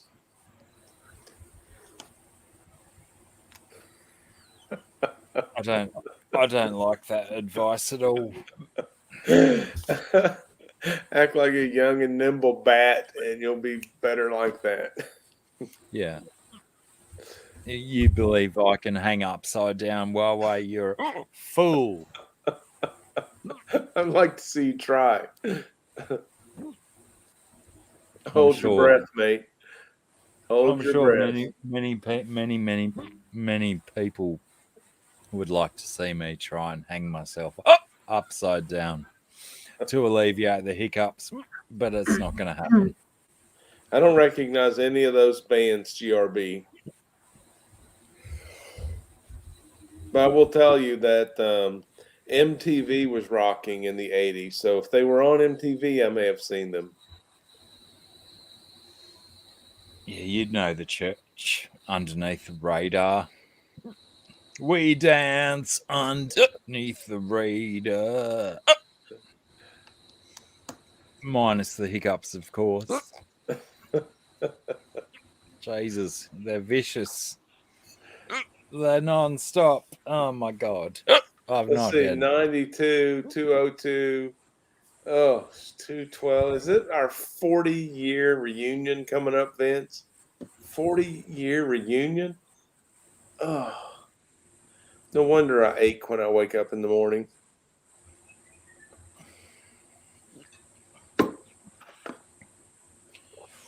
Do you guys remember Achy Breaky Heart? Billy Ray Cyrus? Unfortunately, once you bring it up, yeah. And once you hear, you cannot unhear. And he won the music award. And Travis Tritt, who was an awesome songwriter and performer, had the hit Here's a Quarter, Call Someone Who Cares, the beautiful song. Billy Ray Cyrus accepted the award, held it up, and said, and for those of you who don't like me or my song, here's a quarter, call someone who cares. Riotous behavior at a music award ceremony. He might have been told by his daughter how to behave. Oh, Jesus. I've still got she didn't pay attention that day. She did. Vince is having the a 20th anniversary of his 20th year reunion this year.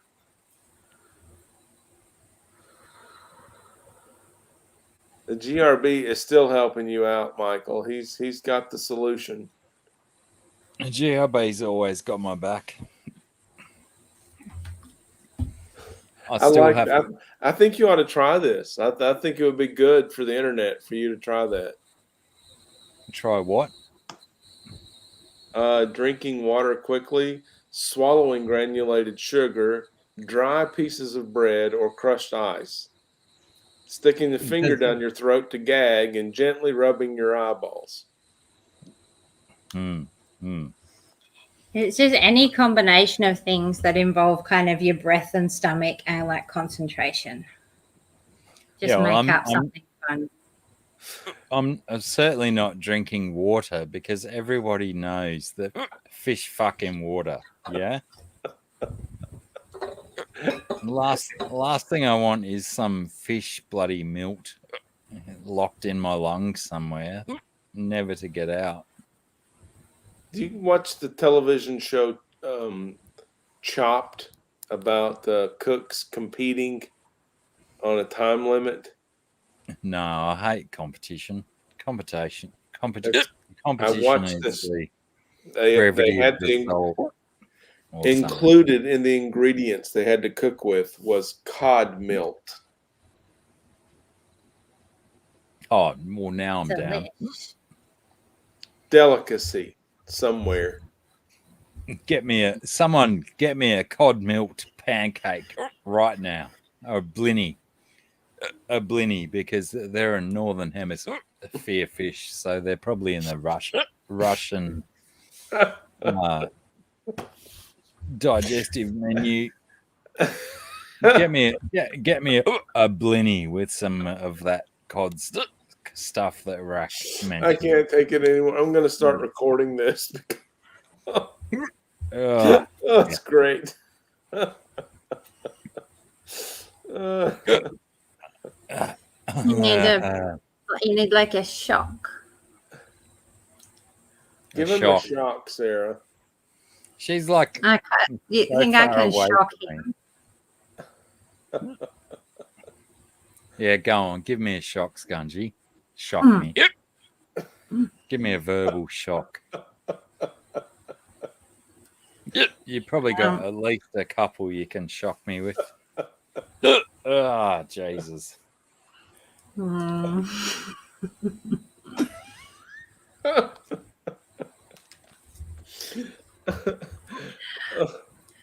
I feel sympathy because I suffer from them. Well, whenever I drink like cold water, I get them and I hate them. Sarah, you should bless his heart if you feel sympathy. Don't do it. Don't do it. It means bad things. Bless your heart. Bless your heart, honey. Fuck you. Fuck you, Rack. That would be so funny if you were not here. allowed. If Like you want Crocodile Dundee, if you were here being bombarded with all these cultural differences and someone said, bless your heart, and you said, fuck you. That would be great. That's the last thing I want. The last thing I want, based on all of my beliefs, is I don't want anyone to bless me. I would have to calm you down in front of my southern friends and say, come on, Michael, I'll put a shrimp on the Barbie for you. That would probably make your southern friends go nuts. They'd probably hate me even more. They'd shake their heads like, yes, that's what you're supposed to do for Australian people. Yeah, I just want to eat what you people eat. I don't want a shrimp on the Barbie. Oh, Jesus. We thought that was real. Crocodile Dundee told us that was real. We found out it wasn't real. We weren't happy. Surely it didn't take too long for people to work out that prawns on the barbecue often does not work. Because No. We bought it hook, line, and sinker. It was the Australian tourism moniker for a decade in the USA. Come to Australia, no rules. We'll put a shrimp on the Barbie for you. Yeah, as long as it's only there for a minute, because those things overcook so quick. We do cook prawns on the barbecue. Sometimes that are really good when you stick like a skewer up them and marinate them and cook them. But I think the thing is, we don't call them shrimp.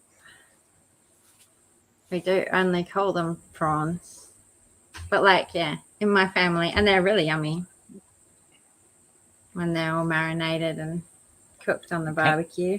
I did an amazing prawn curry last night. It was the best curry I'd done for years. Sounds good. It was bloody delightful. Even though my father said, it's a shame you put the worms in it. Because I did it with the thin Hokkien noodles. And I really do apologize for my hiccups, but I'm going to keep talking through them. They're the best part of the show tonight. The what was I saying? I can't remember. Not I much. don't know, but also I'm sorry, but it's almost 6 o'clock here, and I'm gonna have to go and do dinner. Yeah, I'm gonna have to go and cook 6 dinner too. o'clock. Bless your heart. I've got kitties here, and Do you really? I haven't seen your kitties. I thought one of them might have walked past semi-clothed to go to the pool, but maybe I hit him with my hair. Maybe. All right, let's call it quits because I'm busting, and I too need to go and cook dinner for other Well, people. thanks. And Thanks if for letting you me do, join do you like guys. a lap of the paddock, that'll get rid of your hiccups. Love. Scunge Princess, Scunge without an R. Thank you so much for playing that ukulele for us. I appreciate it very much. You're welcome. I hope that you did. I hope that I'll catch up to your talent sometime and we can play together. And you as well, Michael. I hope that I can bring a song. We just have to find a way to play together online Yeah. because we've yet to find one where there's not time inconsistencies where we're out of time with each other. I think the Yeah, only way the edited video. ukulele community does that a lot, but it takes a compiler. Someone Right. receives all of the parts, puts them together, and then it's a replay, not a live presentation. Yeah, okay. Yeah. We'll do that then. Righto, everyone. Fuck off. We've had enough of years. And Bless your heart. I've got too many hiccups to be able to not bless your hearts like Rack is abusing every single one of my viewers. Bring what you got to the party. You know, that's what I got. Y'all take it easy. Look after yourselves and try not to drink as much as Rack or myself drinks because that turns you into idiots. Stay Eventually. healthy. Stay healthy. Take care of each other out there. Go Be for a kind. bloody walk, you idiots. You know, bloody get amongst it. Go and breathe some fresh air. Get amongst it. Walk around your block. Don't just sit there and Right. doing nothing. For fuck's sake, goodness me. You know, we're all availed of these things that we can do to make our bodies and our minds better over time. So get out there and do it instead of just sitting here watching bloody YouTube videos with idiots talking nonsense. I'm not talking about this stream. I'm talking about other streams and stuff. You know, there's a lot of other streams. Yes. Never this stream. Yeah, but there's other streams out there that just talk absolute nonsense that no one should believe Ridiculous. and stuff. But Bless their I heart. mean, it's outstanding that you come here to get the absolute truth about stuff and whatnot. But you know, as a general rule, just fuck off until next week, and we'll see you then. See us when we're looking at yous and all that, though. Leave some comments and hopefully go and tell some other people to get those bloody subscribers up to all those purge ones that I lost. Yeah. I'm so disappointed. Why wouldn't you do that? Why wouldn't you help a brother out? I don't know. Yeah, I promise I'll do some edited content soon that YouTube really enjoys instead of the live streams. But you know, essentially, fuck off until next week. See you soon. No, oh, sorry. Hang on. How does it go? See yous when I'm looking at yous. Very Okay. good. Thank you, moderators.